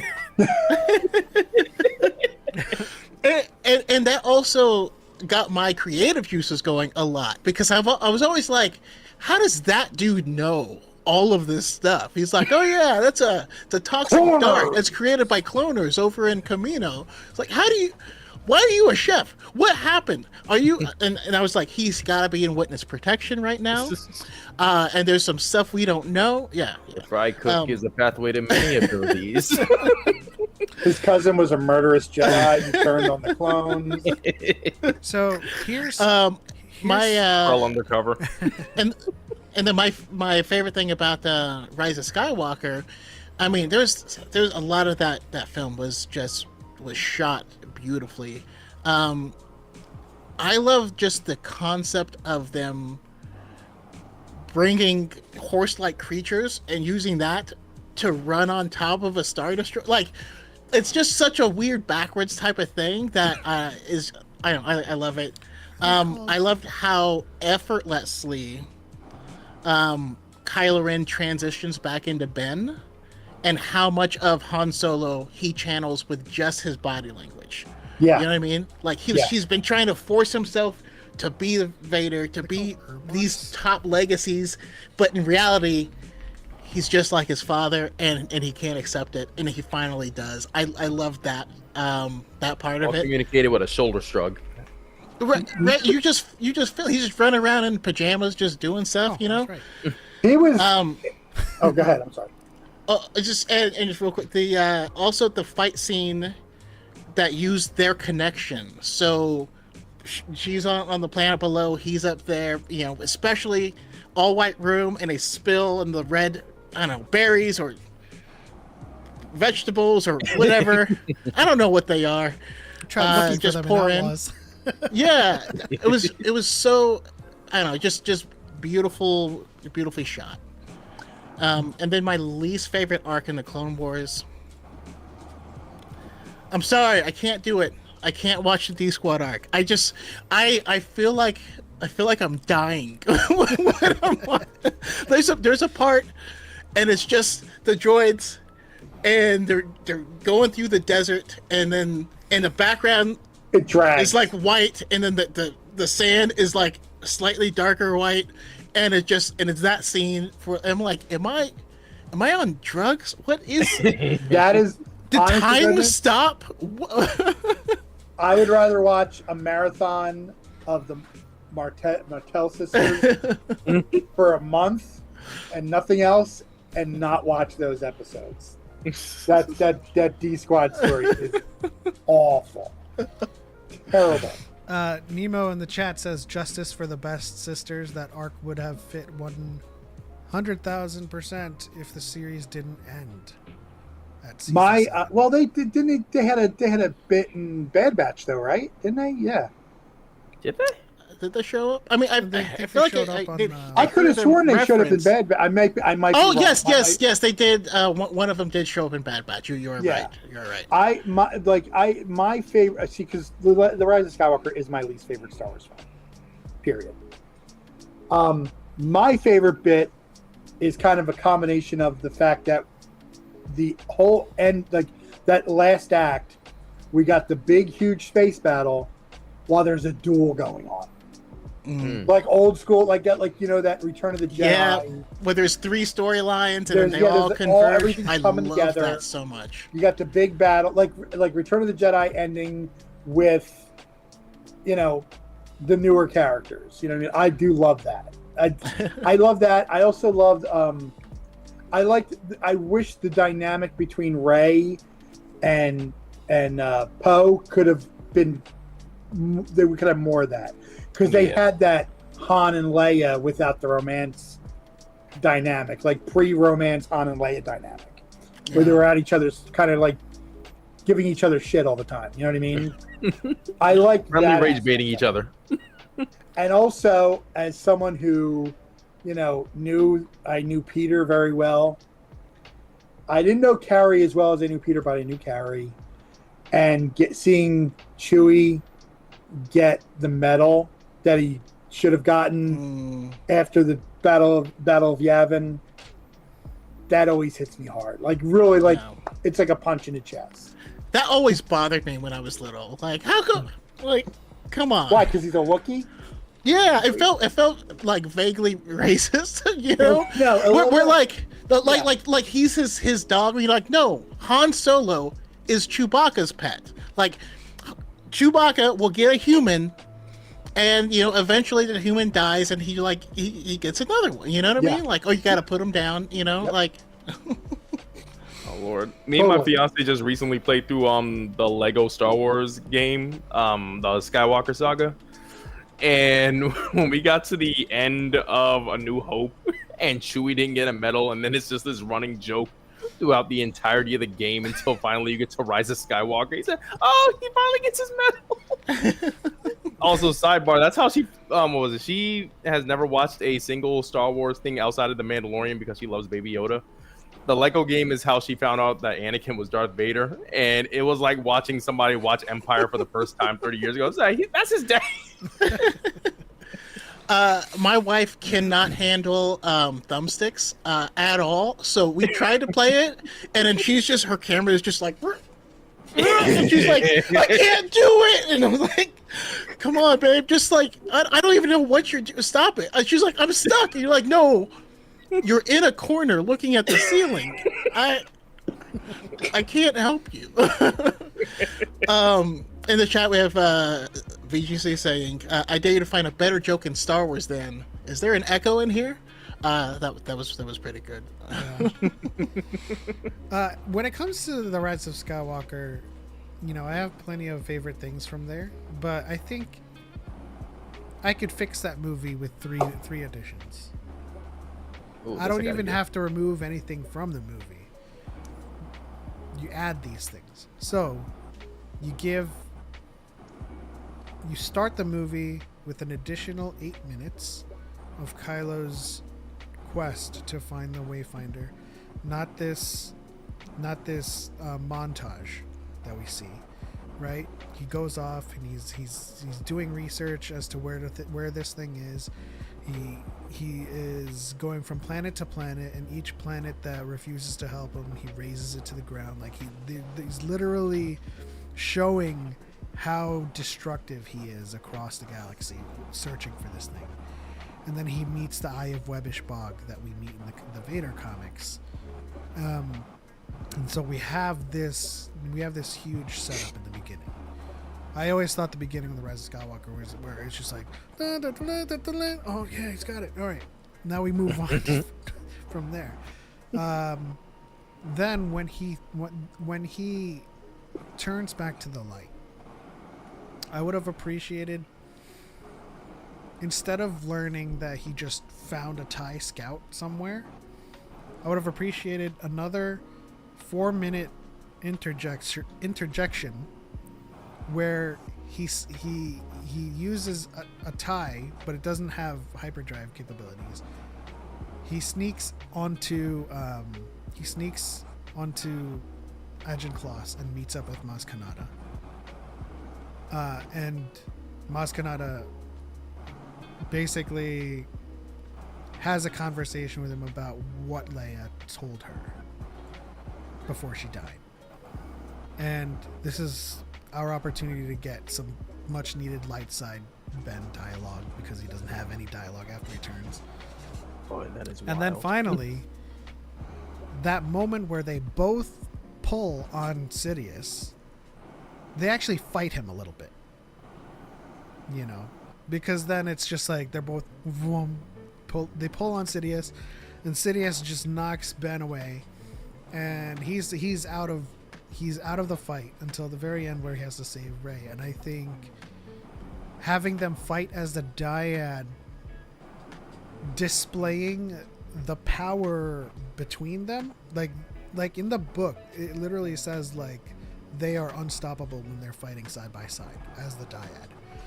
And so I feel like having them fight him, and then Sidious having to pull out like a dirty trick to like push him away at the very last moment would create a much more impactful moment with all of the Jedi and what Rey was training with.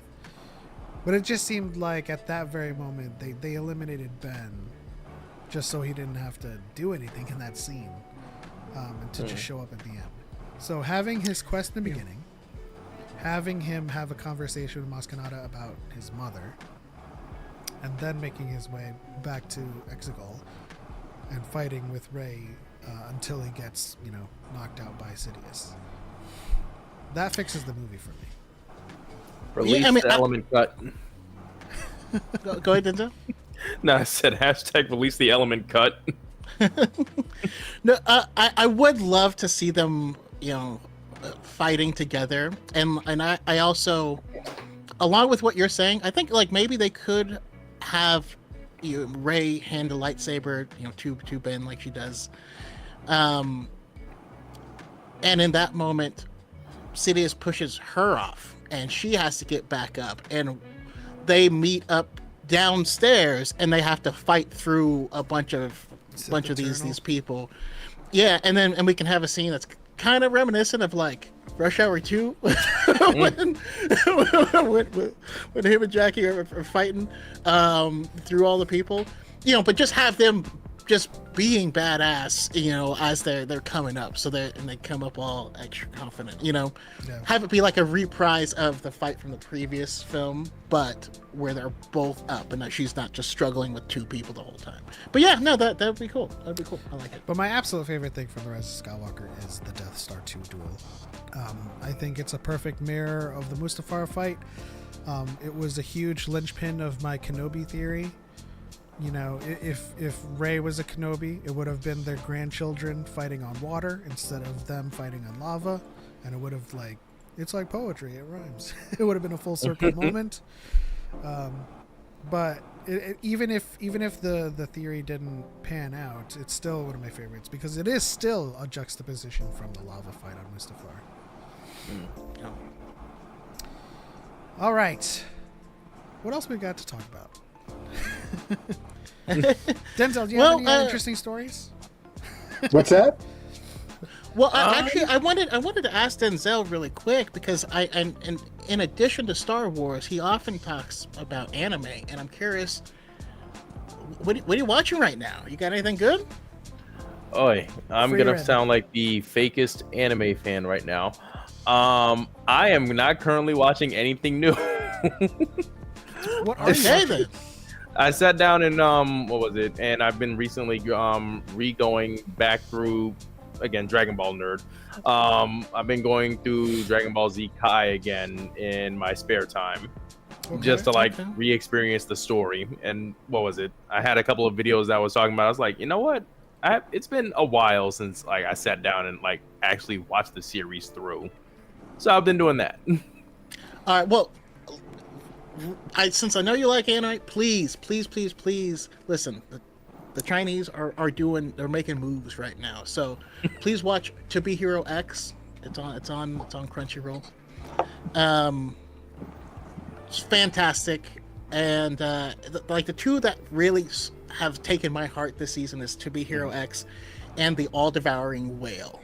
Now, The All Devouring Whale you can watch on YouTube. I gotta hear what this one is about. The all-devouring whale. So it's picture a more adult Pokemon with Chinese spirit animals, but it's a bit darker and it's just really good. Do you know anything about wuxia or shunsha? Like Chinese martial arts movies and shows? I am sure I probably watched at least one in life. However, I do not know it by name. Well, essentially, it's the martial arts world is all about cultivating your inner energy and transcending the realm of Earth, and as with Dragon Ball Z with Super Saiyan, they have realms that they transcend and stuff. And this one is all about cultivation with a spirit animal. So the all-devouring whale basically represents the spirit animal, and all of these martial artists fight with their animals, and so it is like an adult Pokemon, which is great. The animation is tremendous, and it's like the trainers are fighting too. They are. It's crazy. Please try. You know what? I'm definitely gonna give that one a watch. I'll send you a link or whatever so I can make it easy for you. How about you, Tom? You as an artist, does anime pique your interest at all? Nope. Not at all. Can't do it. I'm gonna. It was ruined for me in art school. My roommate used to watch okay, so I recognize that some of it is very beautiful. Don't even get me wrong. Some of it is beautiful. But I went to animation school with a bunch of guys who basically spent their time watching Dragon Ball Z and anything else they could find, and then copying it for their projects. They take like character design classes they would take character sheets from Dragon Ball and just alter them and rip it off. Oh. And I was one of the. I mean, I went back to school in my mid-20s. Like, I didn't go right out of high school to art school. I waited till I was in my, I would wait until I was about 23, 24 years old to go. So me being in art school with a bunch of 18, 19, 20-year-olds, I was the old man. So, but everything they were doing was just plagiarism at its finest. Actually, at its worst, because they couldn't even copy that stuff right. And it made me dislike the genre. And I have yet to see anything that's turned me around. Oh, here's the thing. perfect. I'm going to tell you this. I've watched maybe 5 minutes of Star Wars Visions because it's just not my thing. I feel like we're all. But I about to be recognize dead. somebody else likes it, so I don't badmouth. So challenge accepted. I have I think I have 2 recommendations for you that may turn things around because We'll watch it with you. they're We'll do a watch party. they're so artfully and narratively beautiful that it'll make you forget about Dragon Ball Z. I hate to say that, Denzel, but and you can watch them too. No offense taken. My first recommendation is Grave of the Fireflies. Now, What is that one? I didn't hear you. Grave of the Fireflies. Okay. That is, if you're looking for an anime that is as deep as the ocean in terms of narrative and emotion, you watch that. And since The Last Jedi is one of your favorites, Star Wars, you watch Hayao Miyazaki's Nausicaa of the Valley of the Wind. I can't promise this is going to happen.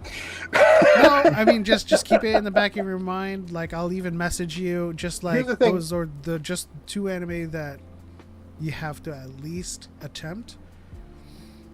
Okay. Well, what the other thing that ruined anime for me with these guys, this particular group of guys in art school, was that I'm like, do you want to see live action anime? You want to see live action? I put on. They never saw Blade Runner. Mm. And they were like, it's okay. I'm like, listen, and that was the nail in the coffin.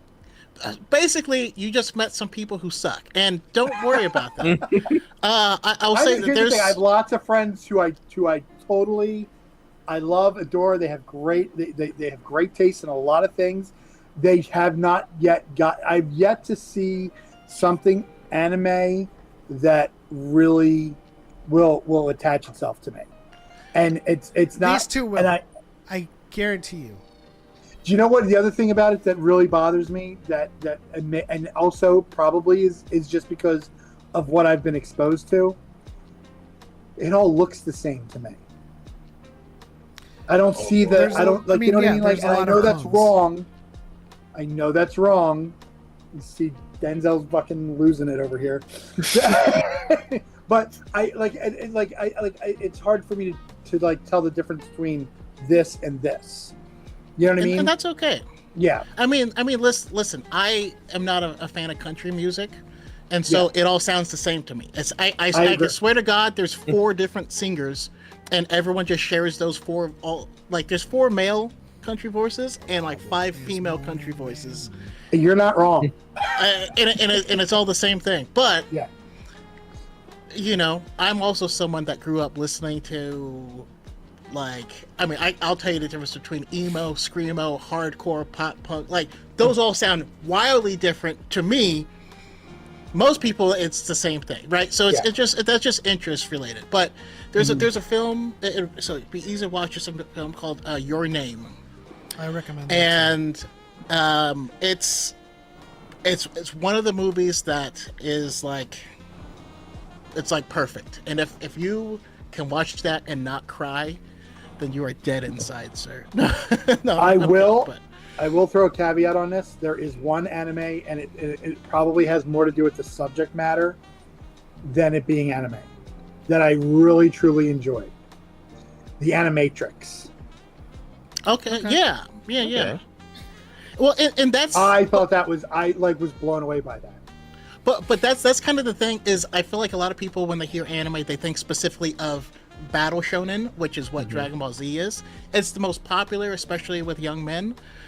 But It's I mean, the there most is so much there's mystery, there's drama, there's slice of life, there's comedy. You know, it's just the medium, and your name would be perfect because it's not any of that. It'll look different. The animation is gorgeous, and the story is deep, and you're gonna cry. And as a kid, I loved Battle of the Planets. I loved that. Battle of the Planets, and I loved Star Blazers when I was a kid. Okay. I love those. If I'm being completely open, I did love that stuff. And when I was in my 20s and I was living on my own, I would be up late night drawing, and I'd have Battle of the Planets on in the background.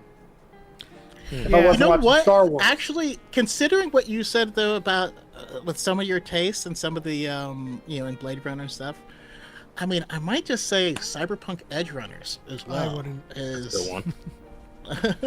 because it's similar to some of your to a lot of your tastes, and it was very well loved.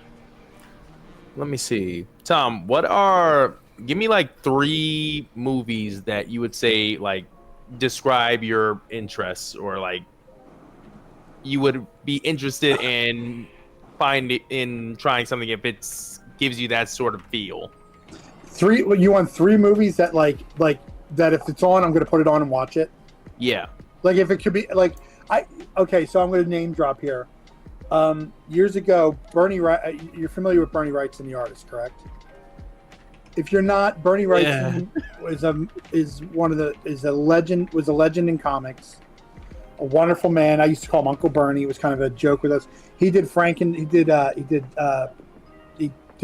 He co-created several characters, and so. But one of the things he did was when he passed away, I got to meet his friends. Some of his friends that I never met. One of them was oh God! Now I'm having a brain fart. One of them was Greg Nicotero. Oh yeah. Walking Dead, famous effects guy.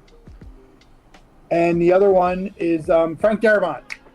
I had a 45-minute conversation with Frank Darabont about movies that, no matter what point they're on, whether it's just started, halfway through or have 5 minutes left, you stop and watch it. Mm-hmm. One of them was his. That's why the conversation got started. But then there was Jaws. There was The Empire Strikes Back, Raiders of the Lost Ark, The Godfather. Movies like that, those are movies to me that I will stop everything. The other ones now for me are Marvel movies. A lot of the Marvel movies. I will stop everything. Not stop everything, but if I'm turning on and The Avengers is on, or Endgame, or Iron Man, or one of the Captain America movies. If I'm being honest, even movies that people claim to hate, I'm like this. My attitude towards Star Wars is the same thing with the MCU. I love it all, just some more than others. Yeah. And those movies, I will stop and watch everything. If it's on from the beginning, the middle, or the end, I'll just put it on. But if I'm going by movies that that really are near and dear to my heart, they're going to be Raiders. But my favorite movie of all time is Raiders of the Lost Ark. The Godfather, and I'm not saying that ironically in a Barbie way. Legitimately, The Godfather is one of my favorite. It's an amazing movie if you really are watching it. I love, and I'm keeping Star Wars and MCU out of this. Jaws, a lot of Spielberg movies. A lot of Spielberg movies are movies that are near and dear to my heart. Jaws, Close Encounters of the Third Kind, to me, next to Raiders, is his best movie. Okay. Okay. So then I'm going to stick with your name because you are a cinema fan, is what it feels like. And that I feel like that'll hit you. Yeah, both of my recommendations. So it seems like and correct me if I'm wrong in my assessment, it seems like most of what you've seen is popular culture in anime. Like the most popular things you'll see. Just Yeah, looks the I same like and everything. the other thing is like, okay, like the other thing that really gets me and is the name that takes a month to say. You know, like it's like, you know, Volume 4, the Nirasaki's Chronicles, Eat at Lunch. What, you know, like it's like That time I got it reincarnated as a slime. It takes a week to say the name of the show. That's an entire genre in and of itself. Huge fan of it, but I get what you mean. Like, yeah, but if I'm being honest, the stuff that is thrown in my face, like that I see all the time, Yeah. is the stuff that's like super like pop culture, like Dragon Ball and Pokemon. And So your stuff like name, that. Escape Reality, I definitely agree with you. Specifically, Cowboy Bebop. I think That's one of the ones I was going to suggest. Yeah, that's a suggestion. And here's the thing: I haven't watched it, but I was interested in the live action version of it because I was like, that maybe that's my doorway. Maybe which that's isn't the a gateway. good representation. Also, One Piece. I have a lot of friends who are like, you should watch One Piece. no. One Piece is not a really? good starter anime. That's Okay. not. That's not where you start. That's not where you start. If I started Okay. on One Piece, I wouldn't watch anime. Okay. I'll love say it. Full Metal Alchemist is Right. probably a better starter anime. Okay, so It doesn't have like a huge barrier of entry. So We're as the starting- three of us, let's come up with one or two recommendations for the three of us. I'm voting for Cowboy Bebop. Okay. Okay. I'm me see. gonna throw out the two that you should stick with, which is Your Name and Grave of the Fireflies. Reason being, those two movies, while they are critically acclaimed, they're not necessarily pop culture. Like I've never heard of them. Either of them. you won't so. you won't hear you won't like meet an anime fan on the street and be like, have you ever seen Grave of the Fireflies? I'm like, what's that? Is that like a spin-off of like Demon Slayer? Like, no.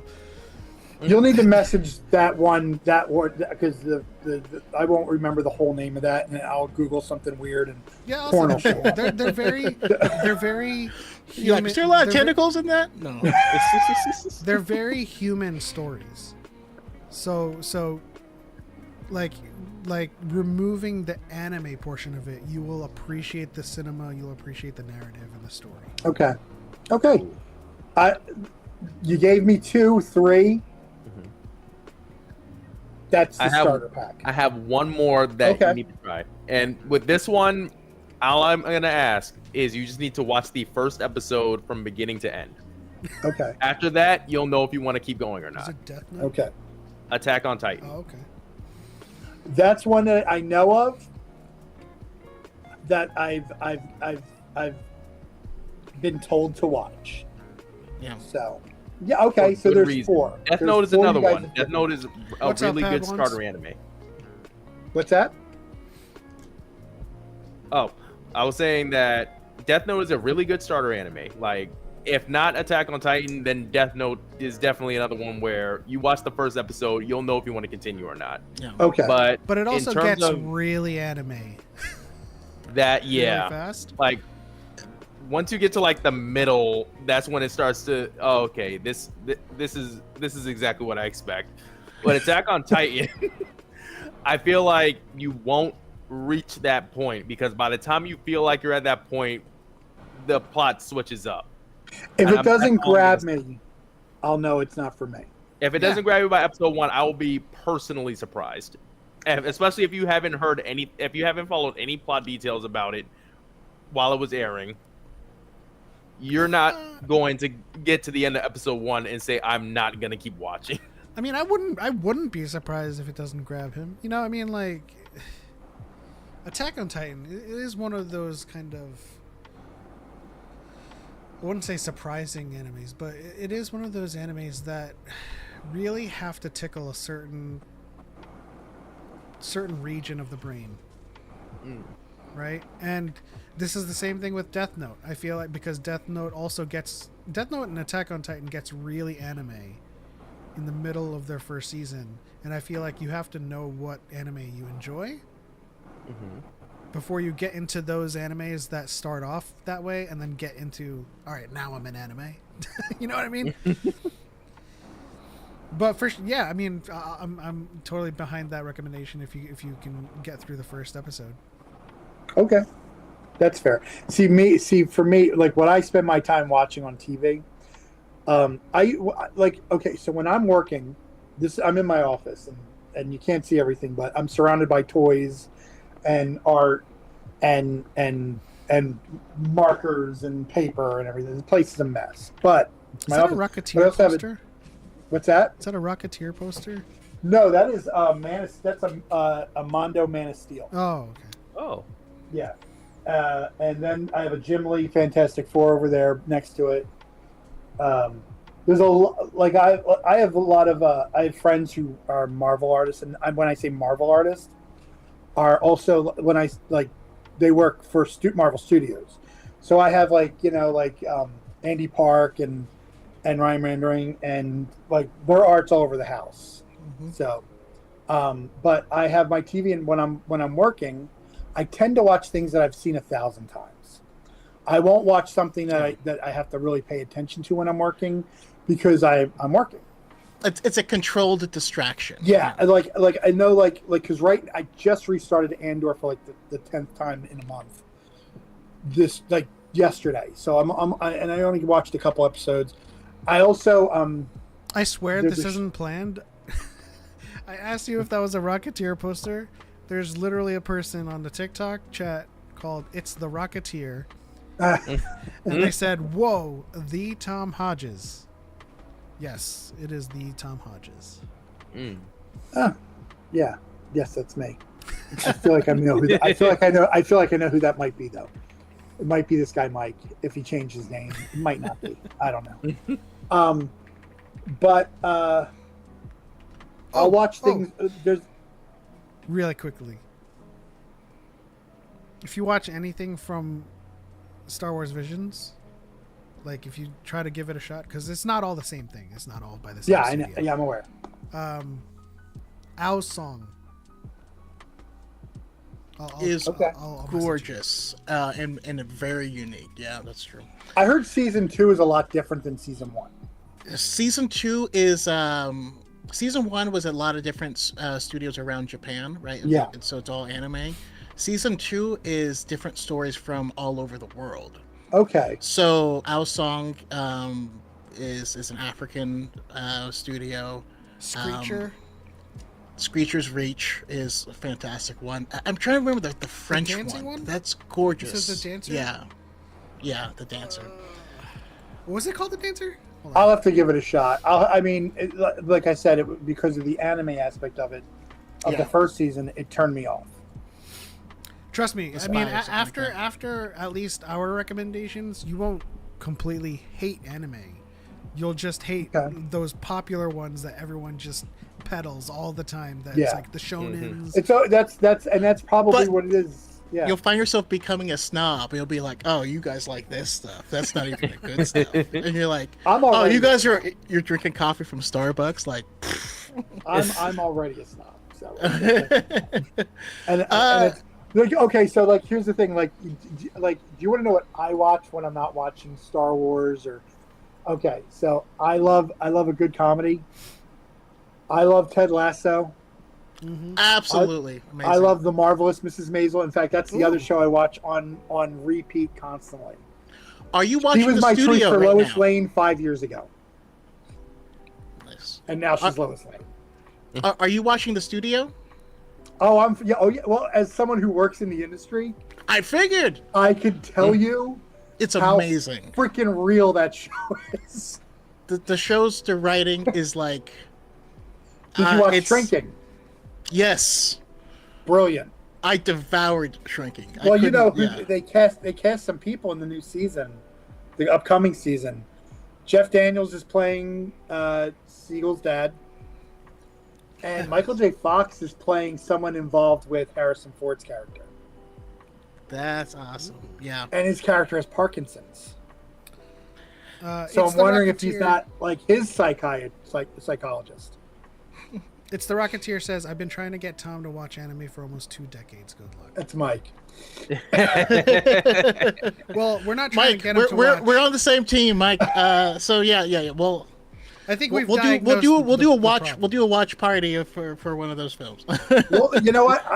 We totally could do that at some point. At some point, we totally can do that. You guys pick the one that we're gonna watch, and we'll do it. We'll just. Are you on Discord? Am I on Discord? That's how we do it. Yes, I am on Discord through work. I do have a personal one, but I barely ever use it, and I barely use the one for work too. So. Well, you'll have. But I could use it. I could start using it if I needed to. We gotta do Grave of the Fireflies then. That's the one I haven't seen yet. Yeah. And Alicia VGC says chat, any Arrested Development fans? Absolutely. Oh yeah, no. When Arrested Development was on, I was living in Orange County, in near Newport Beach, where that all took place. I was always looking for the banana stand because I know there's money there. Yeah, I lived in Huntington Beach at that point in time. So. Oh, okay. Like I said, I lived in Rancho Santa Margarita and Anaheim. Yeah. And we're going back in February. And so. I briefly also lived in Rancho Santa Margarita too. So for a short period of time, and I'm in San Diego now. Oh, okay. My favorite thing about Rancho Santa Margarita is the intersection of Antonio and Banderas. Yeah. So Alicia Adams said earlier, I've been told I'm not allowed to watch Grave of the Fireflies because it will traumatize me. Probably. I don't want to spoil anything. Don't. I'm not gonna spoil anything, but if that's the one that we're gonna have a watch party for, have some Kleenex nearby. Yes. Like I said, these are very human stories. They're not like, oh, Super Saiyan 2. Yeah, I think that's the difference. I need something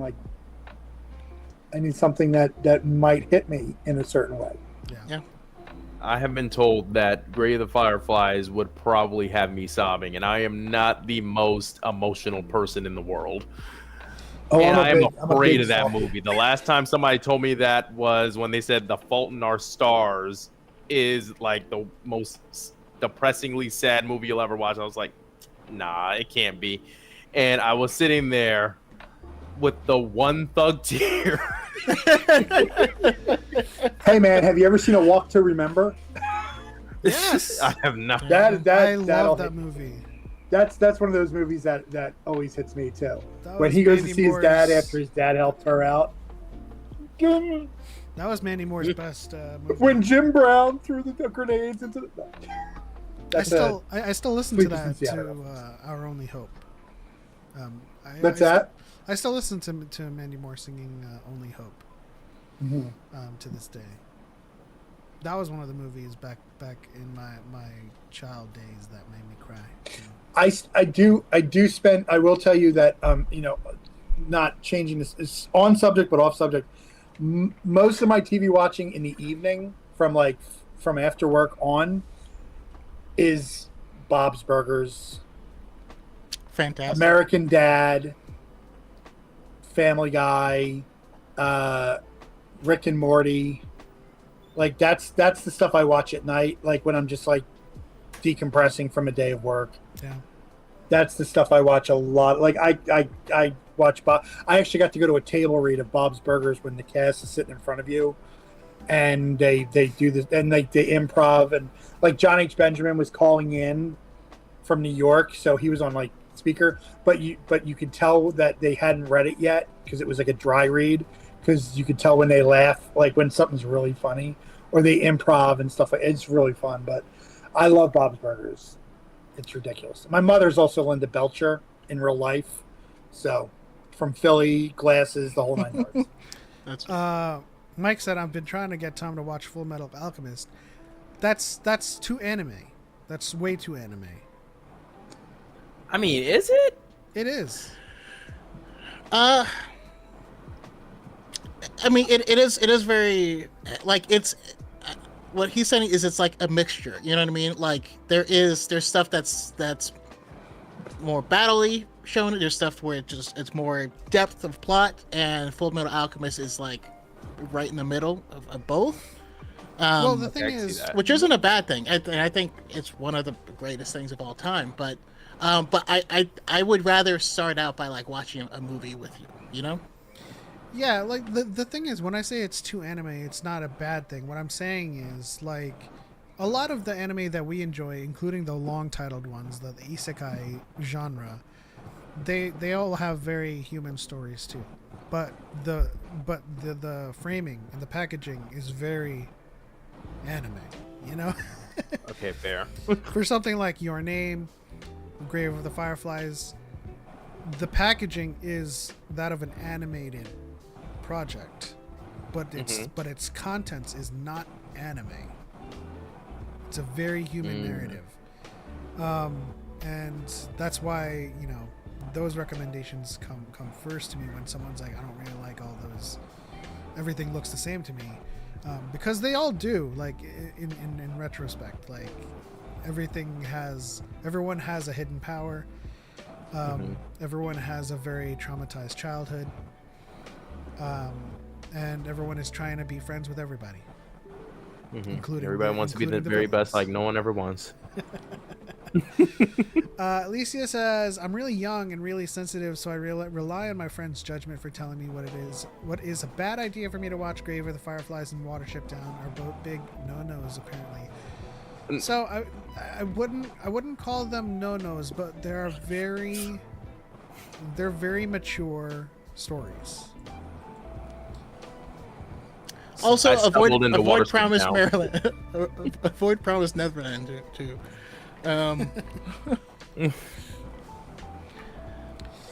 Actually, but you know what? One thing that we do have, you know, popping up. You were talking about our new Lois Lane. I mean, Superman is coming real soon. I have 3 shows already reserved. I'm seeing it opening day, the Thursday. I'm seeing the first show that they have. I'm seeing it the next night in 3D by myself. My wife doesn't do 3D. And then we're both seeing it again on Sunday. Wow. So I'm going to do the same thing for Fantastic. I have A-list, so which is literally. And here's the thing: I didn't have A-list. I got A-list for this summer. I got it back. We used to have it. We used to go to the movies all the time, especially where we lived, because we lived right by Disneyland, and downtown Disney had like the best AMC. And we used to go there for all of our movies. We had A-list. We'd go like 3-4 times a week. Yeah. And now there's no theater there. I recently missed that. I recently started Missed it big making time. the A-list pay its dividends. Like I watched Karate Kid. I watched Ballerina. I watched Final Reckoning. Did the new Karate Kid already come out? Yeah. Yeah. It's actually really good. How was it? It's really Was really it good? Yeah. Does it connect to Cobra Kai at all? I'm not gonna say anything. Okay. Um. Okay. I just wonder if it's because somebody was trying to say it was not in the same universe. I'm like, that doesn't make sense. Well, I mean, to Ralph Macchio's in the cast. to Yeah. that notion, it is. But any other connections, I won't confirm. Okay, cool. Like, yeah, I don't need it. But now that I have A-list back, I'm probably going to pop out and see it. I need to see Ballerina, but at the same time, I still haven't seen the last John Wick movie. Oh, well, watch that too. And so And I like last those night, movies. I mean, I what's watched How to Train Your Dragon, and that one is. I need to see that. I want to see that as well. So I was hesitant about that one, but it turned out really, really good. I enjoyed it so Good. much. I enjoyed Lilo and Stitch. I liked it. I love Thunderbolts. Thunderbolts is Yeah, great. I haven't I'm with seen. you on Thunderbolts. Here's the thing, like I said before, I'd be hard pressed to find some. I like all the Marvel stuff, even the ones that like most people don't like. Like I liked Eternals, but I liked Eternals for a lot of Eternals different was reasons. amazing. I think Eternals is really. It should have been 2 movies, but I thought It should have been 2 movies, but it also should have been. I feel like they should have soft launched them in the universe another before project, yeah. that. Like, you know what I mean? Like how we got like let's put it this way: had they put out an Avengers movie before Iron Man, Captain America, Thor, it probably still would have done okay. But the build up to the Avengers is what really made it as the success it is. Yeah. they should we should have gotten something It early did feel on that was a very. hint. It did feel very spin-offy. Like Yeah, we're starting to get the payoff. I love that they Yeah. spoilers for anyone who hasn't seen it. What, Eternals? No, Thunderbolts. I haven't seen Thunderbolts, but you can spoil away. Well, actually, you saw Captain America: Brave New World, right? Yeah. The fact that we're finally getting that Eternals is starting to get a payoff in the universe now with the vibranium, which I called when I saw Eternals. I'm like, that's going to be the source of vibranium, and I called that a long time ago. adamantium. Adamantium, which is which gives them the excuse to introduce it in the universe, but you also got to wonder how's that going to affect Wolverine in this universe. So See, We'll figure it out. that's my Infinity War in Endgame is the X-Men, because yeah, like when the MCU first started, I had like, I don't know, maybe like an espresso cup's worth of interest in these other characters. I was a huge X-Men fan. I read the X-Men comics all the way up to all new X-Men. I didn't really read any of the other characters. And so like I was even like guilty pleasure, like just hyped for all of the Foxmen movies. yeah. But then when Marvel bought Fox and brought back the X-Men into MCU, I was like, okay, we're just gonna have to go through this transition period of all of the setup again, like the 20 movies we had before Infinity War, to get to the X-Men. And that's what I'm excited. Well, I'm wondering if they're gonna. I mean, I'm wondering if they have to do that at this point because we're getting, and also like what are we seeing in Doomsday? Like, are we like? I don't think it's going to be the Fox X-Men, but it's those actors playing those characters. Is it in this universe or is it going to be? I don't know how they're going to do it. I mean, let's put it this way: I trust the Russos to get this done. I think they might be variants. They could be variants. I do love that I mean, I thought Channing Tatum was fantastic as amazing. Gambit and Deadpool and Wolverine. I love that because of the Marvel movies, they now know it's okay to make screen accurate comic costumes. Exactly. Well, It's one of my favorite aspects of the MCU. They're like, Coincidentally, when Tatum came out in Deadpool and Wolverine, I cringed so hard at how he looked, but he killed that part so hard with his Cajun accent, yeah. and the way he like exuded Remy LeBeau. I was like, bro, give him his movie. Give him the movie. When he started, it was a little cringe because you're like, does this work? And then when they got to the fight, yeah, it worked. It totally worked. For me, it was just the headpiece. It just doesn't look right on humans. I think it's something that you have to draw. You know. I mean, it grew on me, but it did look like he was like doing this to him, like, hey, Remy LeBeau. It made him look like MODOK to me. Did for, and I'm wondering if they did this. I don't know if they did this for him like they did with Anthony Mackie in Falcon and Winter Soldier, where they had to CGI the mask on him so it stayed on tight, so it looked tight and form-fitting to his face. I don't know if they had to do that with him in Deadpool and Wolverine. I mean, I wouldn't be mad if they gave him his movie and they did the Age of Apocalypse Gambit, where it's the scarf.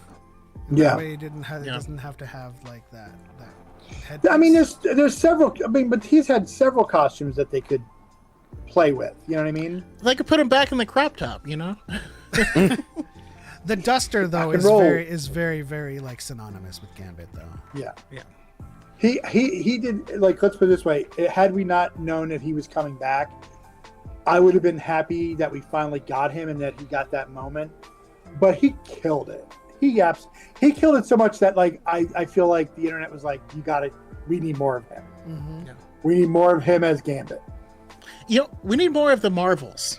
That was a great movie. I love the Marvel. And, the Marvels is so much fun. I love her. Yeah. I love Iman Vellani. Is that her name? Yeah, I love her in the character. I loved Ms. Marvel. I thought it was a great series. I thought it was a lot of fun. I love how it appealed to so many people, but they went with like it was almost like a cross between the Tom Holland Spider-Man movies and Scott Pilgrim. How they would like interject the graphics and things. I loved it. I want to see. I need to see more of her character. She's amazing. I need to see more of Monica She's the Rambeau. best casted person in the MCU. But when you cast a fan, when you cast somebody who knows the character that well, you're going to get a good performance out of them. Yeah. I also love that how everything that to do with the X-Men is just like a musical swell in the background of the animated series. That's just amazing. When I don't mind if they made her a mutant as opposed to an Inhuman. Not at all. I still have mixed feelings on it because I was a big fan of the character before all this stuff, and I feel like they're trying to do a weird thing where she's like both in the comics. I'm curious on how that's gonna work out, but I don't know. How about you, Denzel? You've been a little quiet. What are you excited for?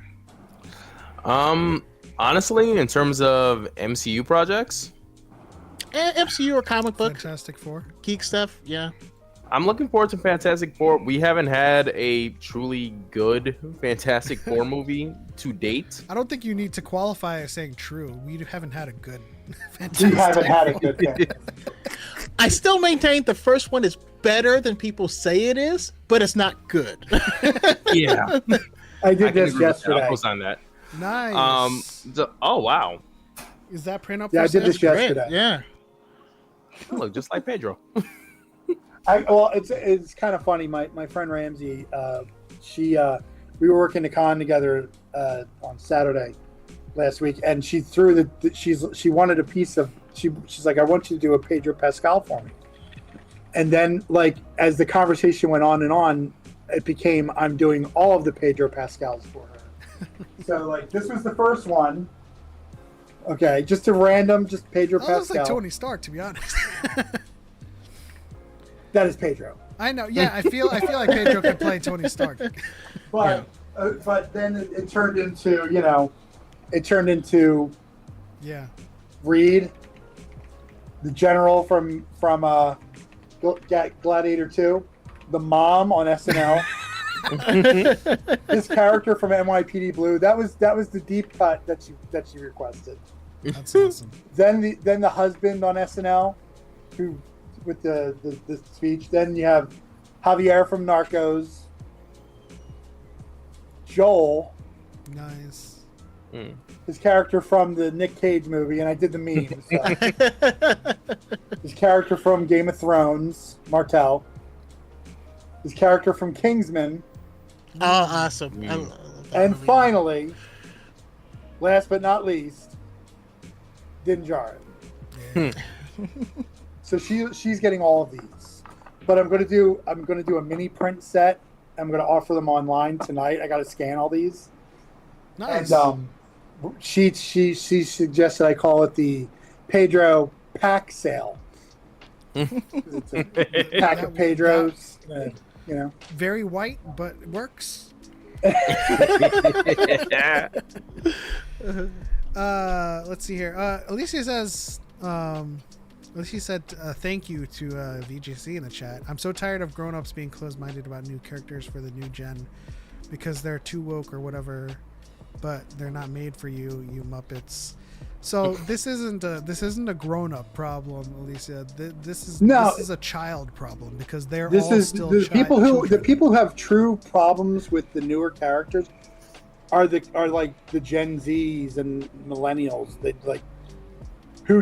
The same people who hated on the prequels, who love them now, who love Hayden now, are the same people who when they were kids, when they were like in their teens and early 20s, hating on those things. But I mean that's kind of what you mean, like the people who grew up during the what were we calling it, the not Comicsgate, Gamergate.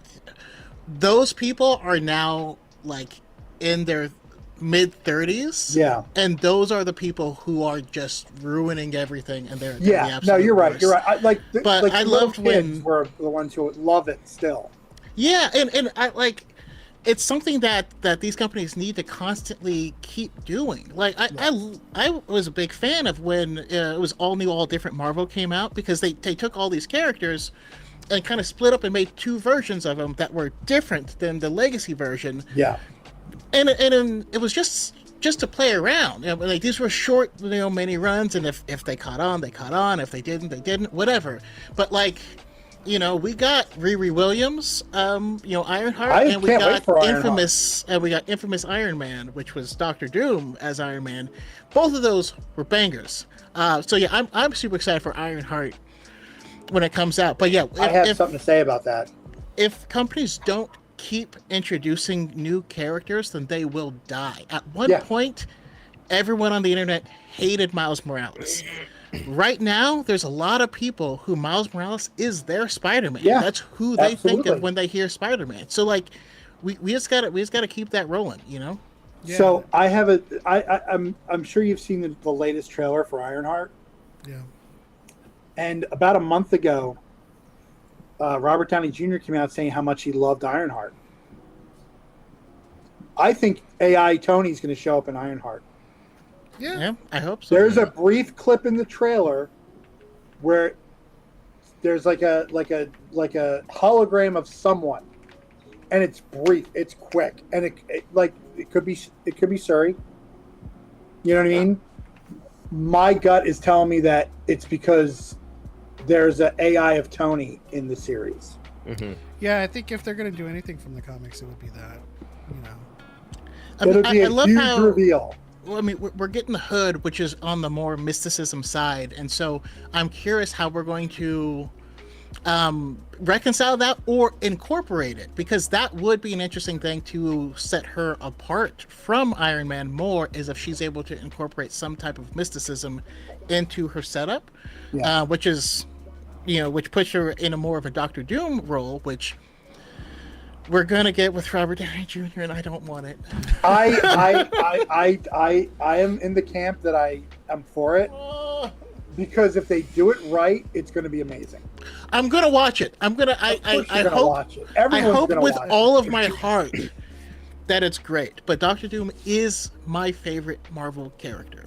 My reasoning for why I love Doctor Doom so much is because he's a villain, but he's a gray area villain. Like Loki is a gray area villain. Yeah. Mm-hmm. Whereas, like one of the most, and I don't know how old you guys are, but I'm 30. after 9/11, when they put out that Spider-Man issue, where all the heroes and villains converged on Ground Zero, and one of the most affected by it was Doom.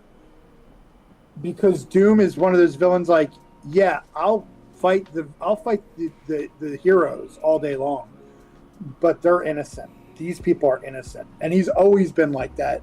At least as far as I've always seen, he'll fight the good guys, but not at the cost of innocent lives. He'll fight the bad guys too. Yes, but if there's innocent lives involved, that's a deal breaker for him, and it always was. Yeah. I don't know how that's going to change in the MCU, and it might not.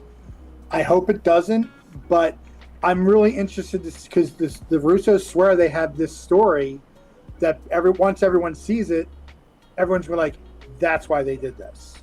Mm. And I hope that, and there's also a part of me that hopes that this is a particular Victor Von Doom that's not the Victor Von Doom that we're going to get post Secret Wars. And if it is, it is. But as long as they don't kill him off, because Doom is a constant in Marvel.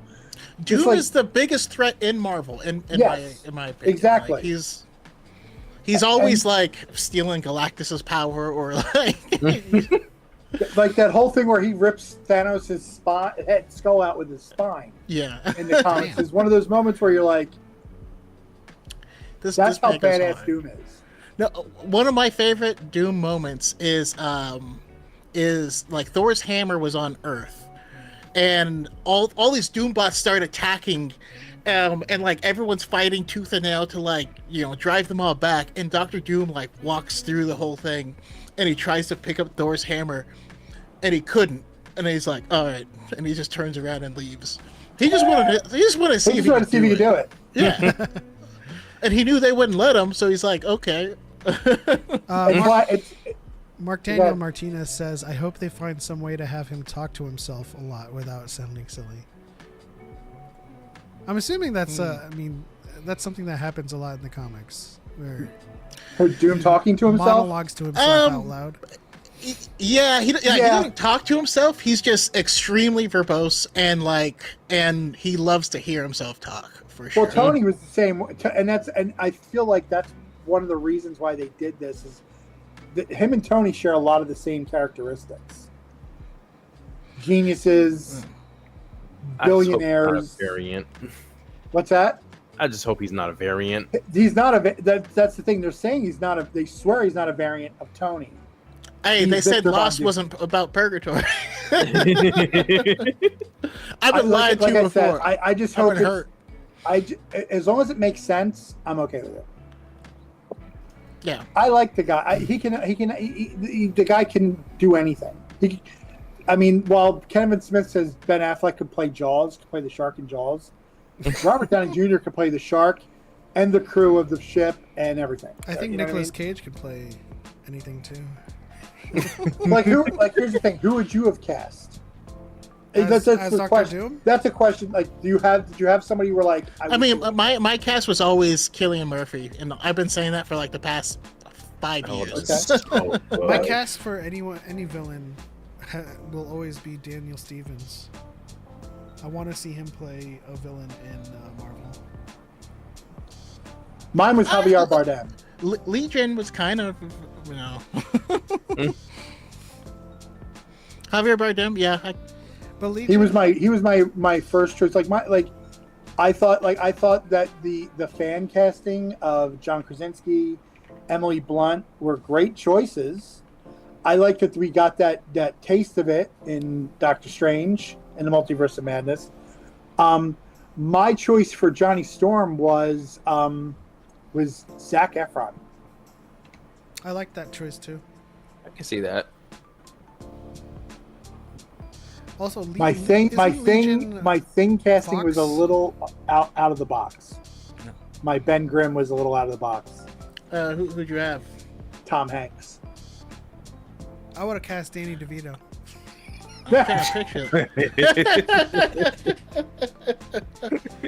So anyway, I started clobbering.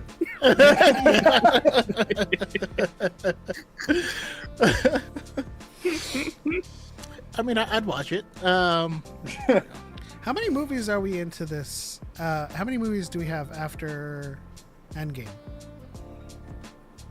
After Endgame, there was No Way Home, Far From Home, or Far From Home, Eternals, Shang-Chi, Black Widow, Marvels, Black Panther. Black Panther, Wakanda Forever. No Way Home.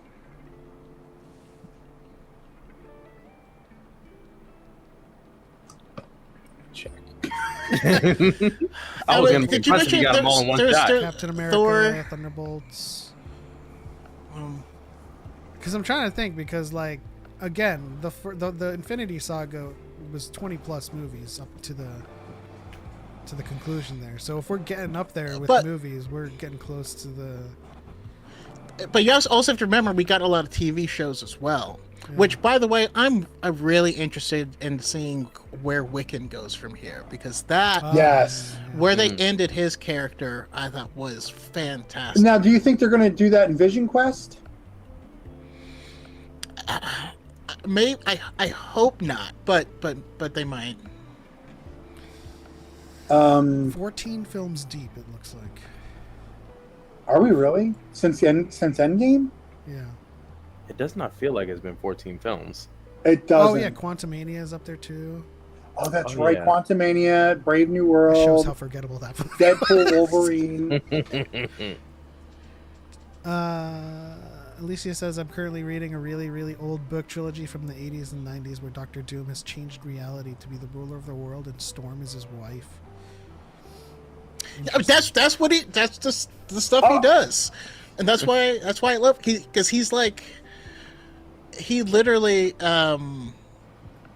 in Doom War, definitely read Doom War, but he basically steals the vibranium out of Wakanda. He starts a civil war in Wakanda, and he actually talks to Bast.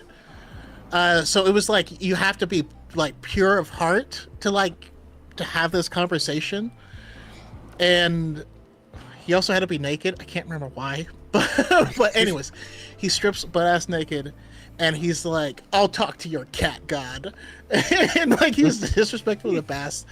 But even Bast was like, "Yeah, I looked into the future, and like one of the realities where you rule is the best outcome."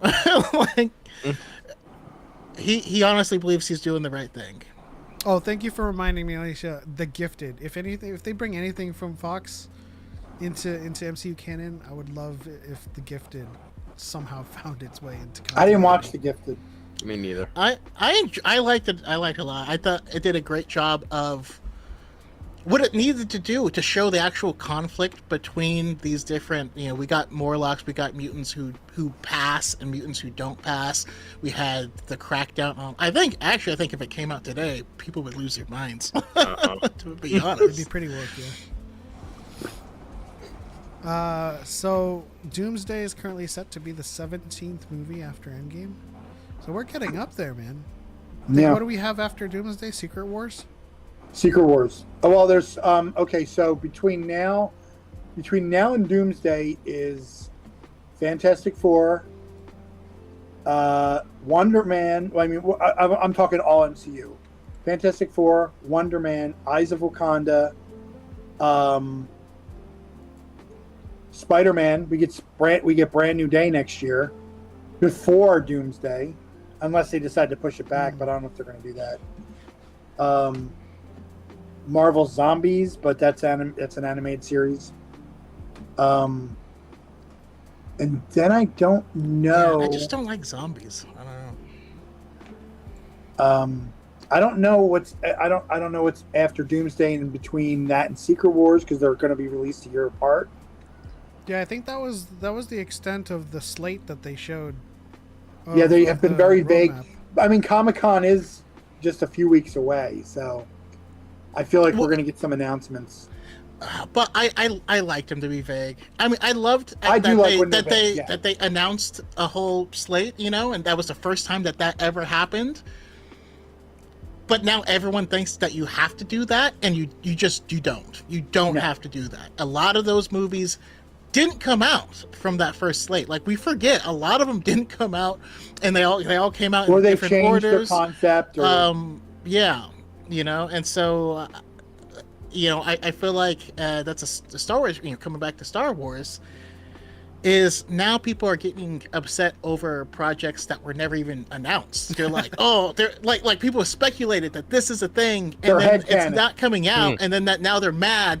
They canceled this thing, and you're like, they didn't announce that thing. Calm down, I did tell Hayden. I still need that Lando show, though. I did tell Hayden. Yeah, see, here's the thing: the Lando show, and they got the premise at the end of Rise of Skywalker. What they should have done, hear me out. This premise should have been him taking that character. I can't remember her name.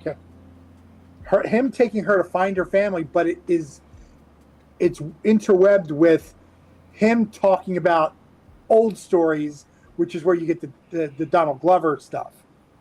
Oh. You know what I mean? Like almost like a young Indiana Jones Chronicles, the episode where Harrison Ford showed up and he starts telling the old story. But every episode starts and ends with, Billy D. Williams and her, going from place to place, almost like intercut with it, with their journey, with him telling a story about something from the past. Yeah, I mean, I that's do that show know right though. There. That's the show. I do know that they did that they are doing a Finn book where it's Finn and Janna traveling around doing stuff as well. So I'm curious if that's going to step on anything's toes, but I don't know. We'll have to wait and see. I did talk when I met Hayden. The one thing I did tell him was because we were talking. We briefly talked about Obi-Wan because I gave him a print of him in the mask with it broken up and everything. And I said, "This broke me." I said, "This whole scene just broke me. It wrecked me." It was my favorite scene in the And he entire thanked series. me. He's like, "Thank you." Like he's like, "I really love hearing that." And I was like, "Fingers crossed for a Vader series." And he smiled. He was like, "I think they're going to announce a Vader series at some point." It'd be wrong not to do it with the material they could do. Hell, even if they just adapted stories from the comics a little bit, or filled in gaps of those stories, it would be amazing. It would be an amazing series, and I love him getting his flowers the way he's getting his flowers the last couple of years. I would love for them to do a Vader show in which they with Dr. Aphra in there. With Dr. Aphra, but also adapting the Kirak and Phila and the crystal bleeding portion of the comic. Yeah. So that people can see that he goes, and then it bleeds.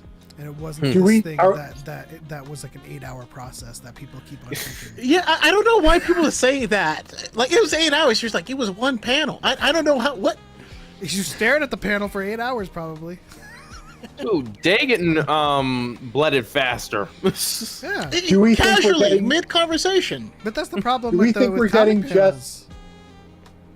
Do we think we're just getting like Ghost, Jedi Spirit, or are we going to get more Clone Wars, Anakin, Ahsoka, possibly Obi-Wan in Ahsoka season 2? Because we know he's coming back. It's gonna be Clone Wars stuff. Flashbacks. Do you think Ewan's coming back? Assuredly, yeah. That's going to be an Lord Goop has OnlyFans become a charge, member of sir. the DYAD squadron. Hey, Lord Goop, thank you for being a Lord member of the Goop, DYAD thank Squad you. for 8 months. Just wanted to say, read issue 5 of the Rise of Skywalker comic. Amazing.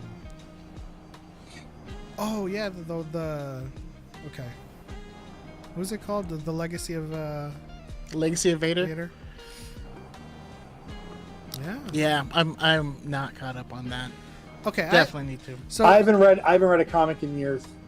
So It just lost me.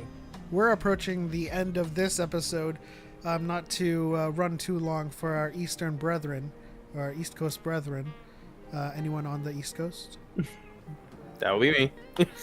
I do have an interesting thought experiment, and it plays off of what I said earlier. And this is for the chat as well. For everyone here, your least favorite Star Wars project, fix it. What do you do to make it better, and so that it rises in the ranks for you? In the same vein that I was like, here's what would fix the Rise of Skywalker. Are you asking us right now? Yeah. Yeah. I can go if you guys need more time to think. I actually, mine's really easy. And here's the thing: as someone who loved The Force Awakens and absolutely thinks The Last Jedi is a masterpiece, I think had the thing that should have happened, they should have gotten the original band back together in The Force Awakens. They should have been together. They should have gotten together, made it into The Last Jedi, but didn't make it past The Last Jedi.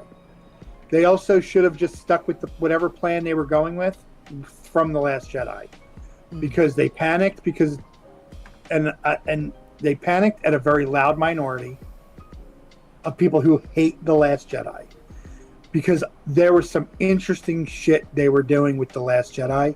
Rian Johnson had some I will die on this hill. The Last Jedi should have been nominated for some fucking awards, because it's a masterpiece, and it had interesting storytelling, had interesting visuals, and it's my biggest gripe with Lucasfilm is that they got cold feet and turned tail and did what they did. And it's something that I can't forgive them for just yet. My fix would have been getting the band back together, before they killed off Han. Like, Han and Luke needed to be in the same room together. Leia, Han, and Luke needed to be in the same room together.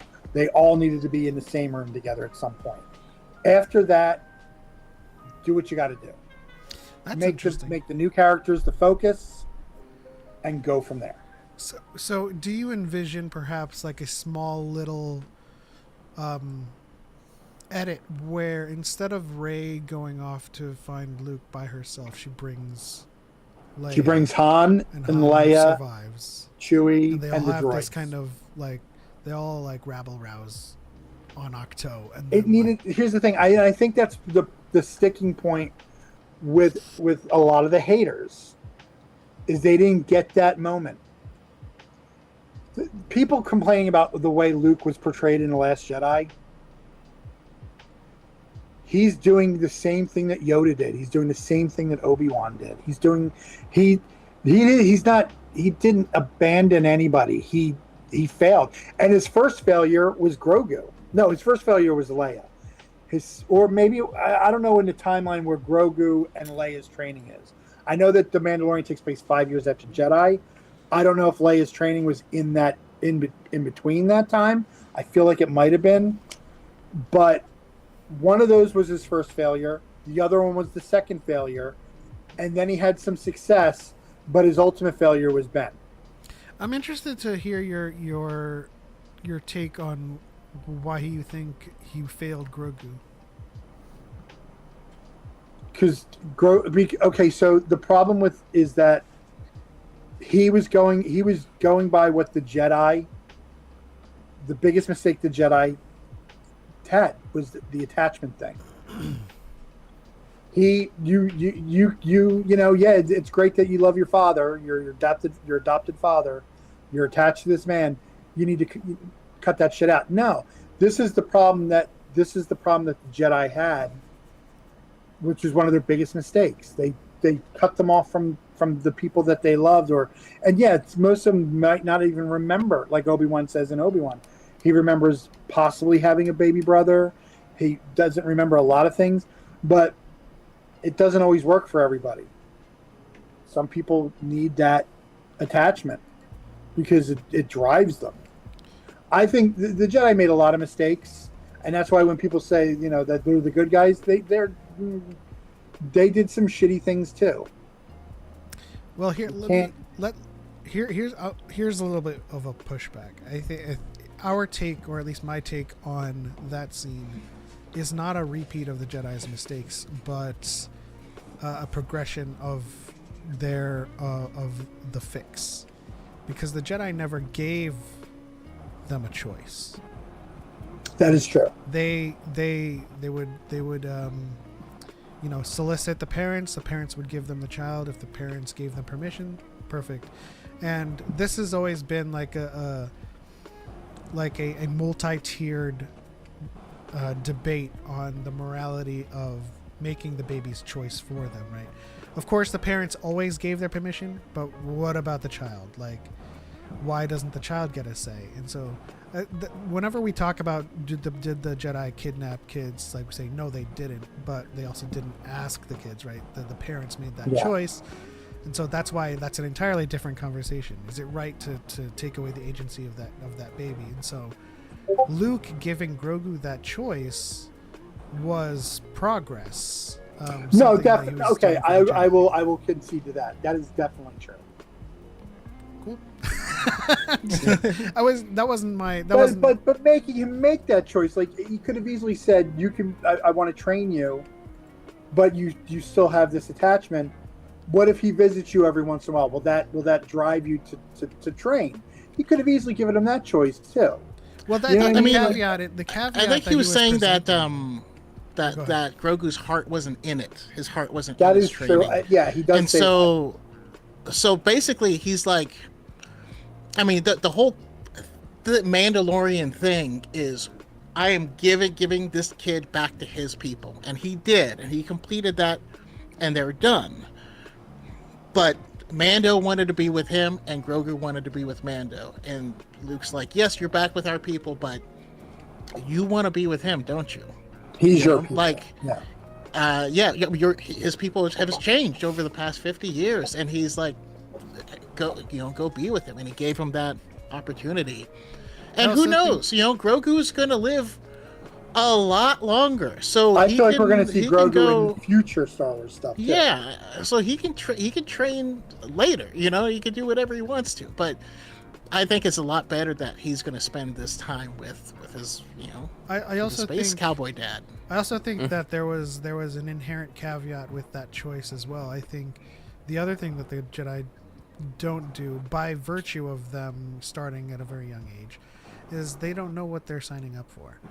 And I think by giving Grogu that choice, he's basically saying, listen, like, this is going to be a lifestyle that, you know, you can't always be with the people you want to be with. You know, sometimes you have to do your duty as a Jedi, and it's a very huge commitment.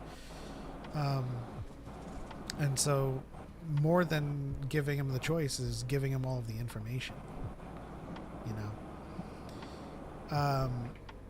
I do want to address Alicia in the chat, who said the Jedi don't kidnap kids, but they indoctrinate them, which is also a wild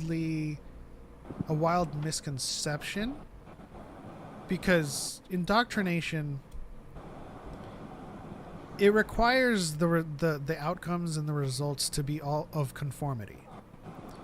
But there isn't. We have Qui-Gon Jinn, Quinlan Vos. We have all kinds of like roguish Jedi and people of various ideologies and worldviews within the Jedi Order. They don't indoctrinate them into one single way of thinking. They just warn them to avoid the dark side, right?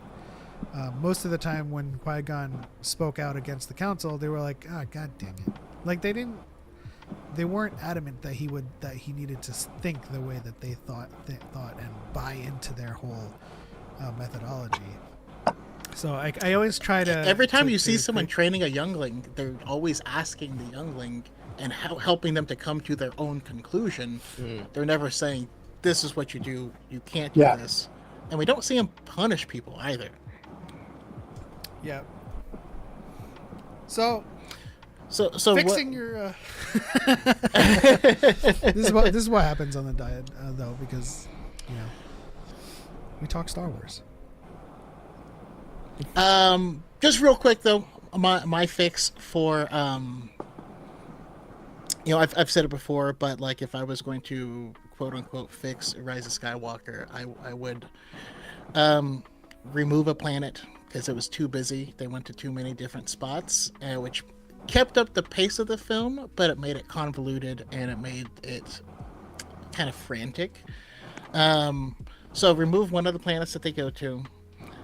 Expand on the time in between, you know, when Kylo Ren is running the First Order and he's running them into the ground. You know what I mean? Like the ship was like dirty and stuff, like it wasn't all pristine like we were used to, and he's cruising with his boy band, you know.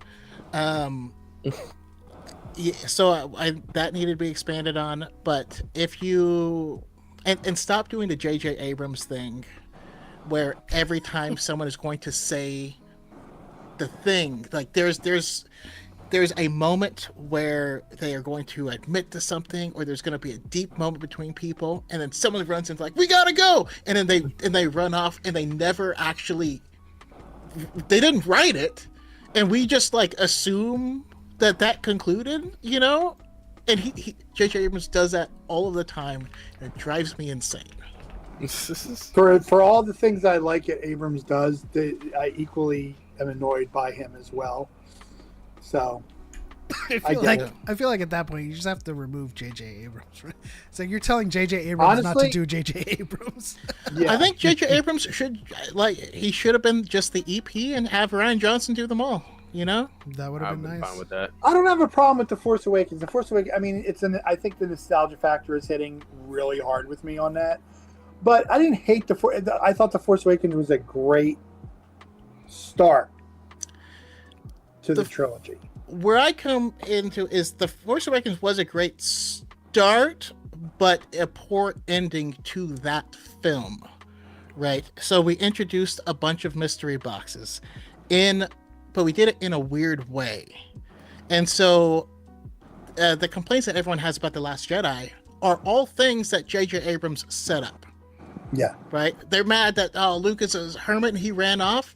No, that was told Ryan to us. Johnson didn't do that. Yes, that was told opening to us crawl. in The Force Awakens. You know, well, how come Finn didn't go train to be a Jedi? It's because he was in a coma at the end of it when Rey was saw your going to video go on train that. to be a Jedi.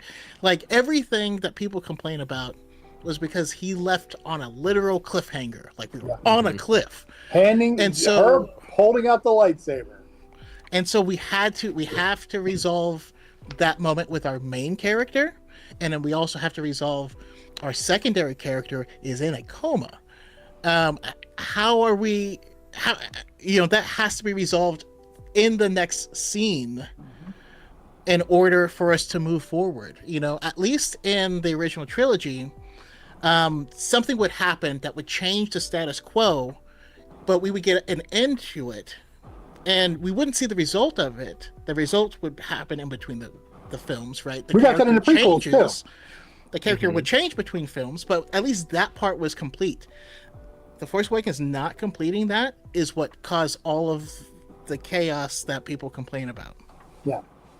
And we got it, and we got the same thing in the prequels too, where every one has it ends. Like, I mean, there's we go to the next story, and it's also the first time in a Star Wars film there wasn't a time jump. It literally it literally goes into the next story.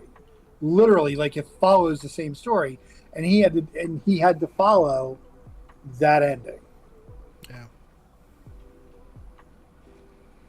All right, What do you got, Denzel? In unison. And also when you after you say your piece, we can go ahead and start wrapping up, so you can also remind everyone, you know, where they can find you and all your stuff, and if you have anything to plug. Oh yeah, no problem. All right, so Book of Boba Fett is definitely my least favorite project when it comes to the Disney release stuff. Even more so than Rise of Skywalker. Like, Book of Boba Fett, outside of literally 2 episodes, bored me to tears. More drugs in the desert, right? Sniffing lizards and stuff. Yeah. Oy. My fix for it would have been to it requires like a retooling of the plot. Essentially, my biggest problem with the Book of Boba Fett is that it doesn't feel like a story starring Boba Fett. Like, if it's gonna be a story starring Boba Fett, I thought that we were gonna get this look into like the Star Wars underworld and like exploring like how that looks like when Jabba the Hutt, who's like pretty much the kingpin of Star Wars crime, is no longer in the picture, and now you have this guy who's vying for control. Okay, what does a gang war look like in the Star Wars universe?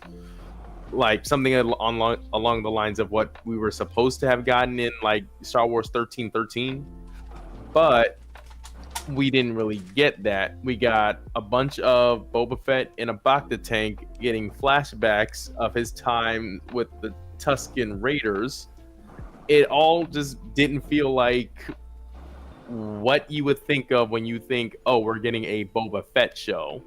So in order to fix that, I would have changed the tone of that story, made it so that it really felt like Sopranos in space. And yeah, that's pretty much. And also my biggest problem with it, aside from the tone, is that they shoved 2 Mandalorian episodes into the Book of Boba Fett. So now, if you're watching it, the Mandalorian, you have to go season 1, season 2, 2 episodes of a almost unrelated show, and then go on to season 4. My fiance refuses to watch Book of Boba Fett, so I had to just sit down and explain what happens in between both shows. So yeah, See, I'm of a different mind. I loved what they did with the Book of Boba Fett. I loved getting I love that, and they address it when he's talking to Cad Bane. You got soft in your old age. And he's like, we all do, because I felt like the 5 years he spent with the Tusken Raiders, which is how long he spent with them. Mm-hmm. He learned a different way of life. He grew. You know what I mean? So, I mean, I get what you're saying. For me, I thought it made the character more interesting. that he wasn't. I would have loved to seen more of the underworld stuff. I completely agree with that. I also agree with that the Mandalorian stuff could have been in there, but it didn't need to be like it didn't need to take over 2 episodes of a 6-episode series. Mm-hmm. But at the same time, we got that whole Luke Skywalker part.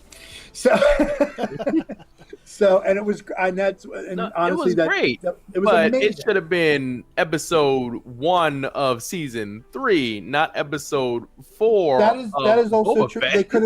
They could have even just like hinted at it or they could have made the Book of Boba Fett 8 episodes. So what's interesting to me is that your fix for Book of Boba Fett is actually my biggest gripe about Book of Boba Fett. Oh. Which is like you saying like Sopranos in space. I feel like his growth with the Tuskens does not resolve or does not earn the conclusion that Boba Fett comes to when he's talking to Fennec about being under the heel of these crime lords and being sick of always getting the short end of the stick. His conclusion is to trade that collar for a barbed cage, which is being a daimyo on Tatooine. And to me, that doesn't it's not rationally resolved from what he learned from the Tuskens. I feel like he would have learned another, like Tom said, he would have learned a different way of life, and it would have resolved in a different story path for him. I just think in general, a lot of the stuff that we are getting with legacy characters is more reliant on the preceding media. And I think we are losing something in the fact that the show doesn't earn its own stuff, right? What is Boba Fett's status quo? We don't know, because he's in the movies for 4 minutes maximum, And so some people are like, "Oh, it's gonna be like John Wick in space." How do you know that? You know what I mean? Like there's, and there are aspects like that in the books. There are all sorts of different things, and a lot of what I felt people wanted is what the Mandalorian does, and so it would just be the same show. So they can't just put 2 of the same show. That'd be weird. And so I for me, I'm like, you know what? I like having him go through a growth arc with the Tuskens, and I think he should open up his own organization and bring all the top bounty hunters into his organization as his enforcers, and then like have that be a thing where he's the crime boss and these are his underlings, and or I mean just bounty hunters, different show, and it's just bounty hunters. Also, Cad Bane looked great, but introducing him in the second to last episode I thought was terrible. And there was no He's my favorite bounty there was hunter. no It's villains. hit my core. He's not dead. Who was the bad guy in the show? The Pikes. Who? The plot. But do you know any Pikes? No. Like no one cared. They didn't actually set up. Yeah, like there was. And again, this is I complain about this a lot. I feel like they just where they're like, we wrote a story, and you're like, oh, who's the protagonist? You're like, I don't know. sometimes over there. Listen, give me a Black Chrysanthemum show, or as I call him, Chewbacca. Oh, I need a Black Chrysanthemum show, or like a one-shot episode. But one of the things that I thought would have been a great thing for them to do with Disney, especially with Disney Plus. Yeah, Solo as a movie did not do well. They should have done like a sequel series, like a 6-episode sequel series, where when he goes to when he gets his first gig with Jabba, it's a heist show with him, Chewie, Cad Bane, Boba Fett, Aurra Singh, Bosk, like your Rogues Gallery, and Han's first gig is this story, which would have made for a great sequel, but a series where they could have fleshed out, a little more of this character, a little more of that character. Almost do it like Pulp Fiction, where each episode kind of focuses on a little bit more of one character each episode, where like it would be like Bosk, and then you see his angle on what's going on. I actually really like this idea. What's that? Yeah. I said I actually kind of like this idea. Like, I think so it would have been perfect. That and the other thing I would love to see Disney Plus do is the David Attenborough style series about creatures in the Star Wars universe. I would watch the hell out of just That nature and- documentaries in Star My Wars. other thing is my other pitch would be for the Planet Earth. MCU. But it's Star The Wars. MCU do like a Out to the sea. So my I come down in the middle with Choco's take, where I think his journey with the Tuskens would have resolved with him being a crime boss with all of the bounty hunters as his enforcers that rules the Jundland Wastes and the Dune Sea with the other Tusken Raiders. Like, he visits all of the other tribes and he's like, where people got killed, we need to unite, we need to stick together, or else what once was your world, which is they're the indigenous people of Tatooine, we can retake. And so that arc of him actually becoming a crime boss and like unifying the Tuskens, I think that middle ground would have been a super sweet story. By the way, there's a Legends book called Scoundrels, written by Timothy Zahn. If you haven't read it, check it out. It is a heist book, and it's great. Yeah. Nice. All right, well, that'll do it for this episode of DYAD in the Force, episode 223. I want to thank our guests, Denzel Greene, or Denzel. Just kidding. Tom Hodges, for joining us on this episode. If you guys want to plug your socials or anything you have coming up, please feel free to do so and give us your final thoughts. I'll go first since I'm you guys know each other more than I know you guys. My socials, my TikTok and my Instagram are Hodges Art, HODGESART. TikTok, I post random crap all the time, but there is some art on there. My Instagram, you'll see a lot of art posts, because I also have my next convention, and I don't do a lot of conventions anymore. I used to do them all the time. Now I'm few and far between, but I'm going to try and do like a couple a year now. I'm doing Rebel Scum Con. I'm currently doing a pre-order for commissions to pick up at the show. I'll have prints and all that fun stuff there. It's Star Wars show, so it'll be very Star Wars focused. After that, I have LA Comic Con, and I think that's it for this year. You never know what's going to pop up. But Hodges Art on Instagram and TikTok. You're going to get mostly art on Instagram. TikTok, random crap. So that's Nice. me, and come follow me. And you also have your Pedro pack sale. The Pedro pack sale. I have to go scan them and get them set up, but sometime tonight or tomorrow morning on my Instagram, I'm going to do like a limited set. Like there's 11 there's going to be 11 mini prints in this set, and I'm going to do, and I'm also currently selling vinyl stickers, and a lot of them are Star Wars ones that I've done. And that's on my Instagram too. They're a lot of fun, and they're in packs. So they're like 5 in this pack, 2 in this. Like you'll see them if you go to my Instagram. But You should do for the booster packs and just have them have random.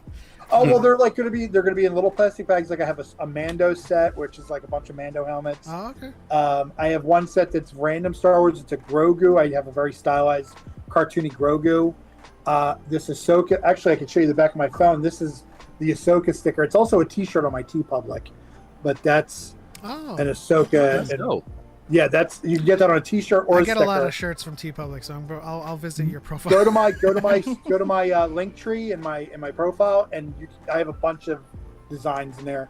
This is from But TeePublic. the stickers you get directly from me. Yeah.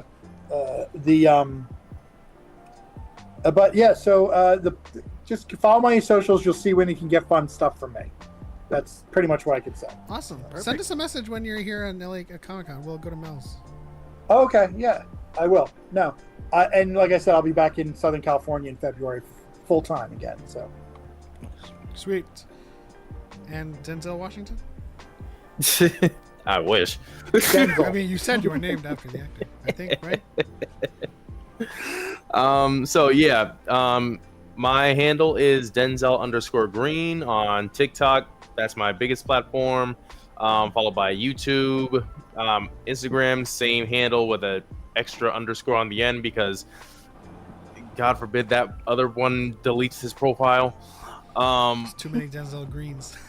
Too many, all 5 of us. Yeah, I just talk about anime, pop culture, movies, TV shows, what have you on my channels. I also go live on Tuesdays and Thursdays around 5:30 p.m. Eastern Standard Time. So if you want to like come by, chat and chill, that would be awesome. So yeah, just give me a follow on those socials. Pretty much what we've been doing all night is what I do over there, just with my nice little coffee mug. So you get the full Denzel experience on his channel for sure. I want to thank everybody on the TikTok side for giving us almost 2,000 likes. It's Rocketeer. Thanks for showing some support for your boy Tom. Darth Angel, Mark Daniel, Rocketeer. Oh, you're invited to the watch party. So hit us yeah, up. we gotta set that up. Alicia, Mike's good people. VGC, Lord Goob, Escape Reality Films,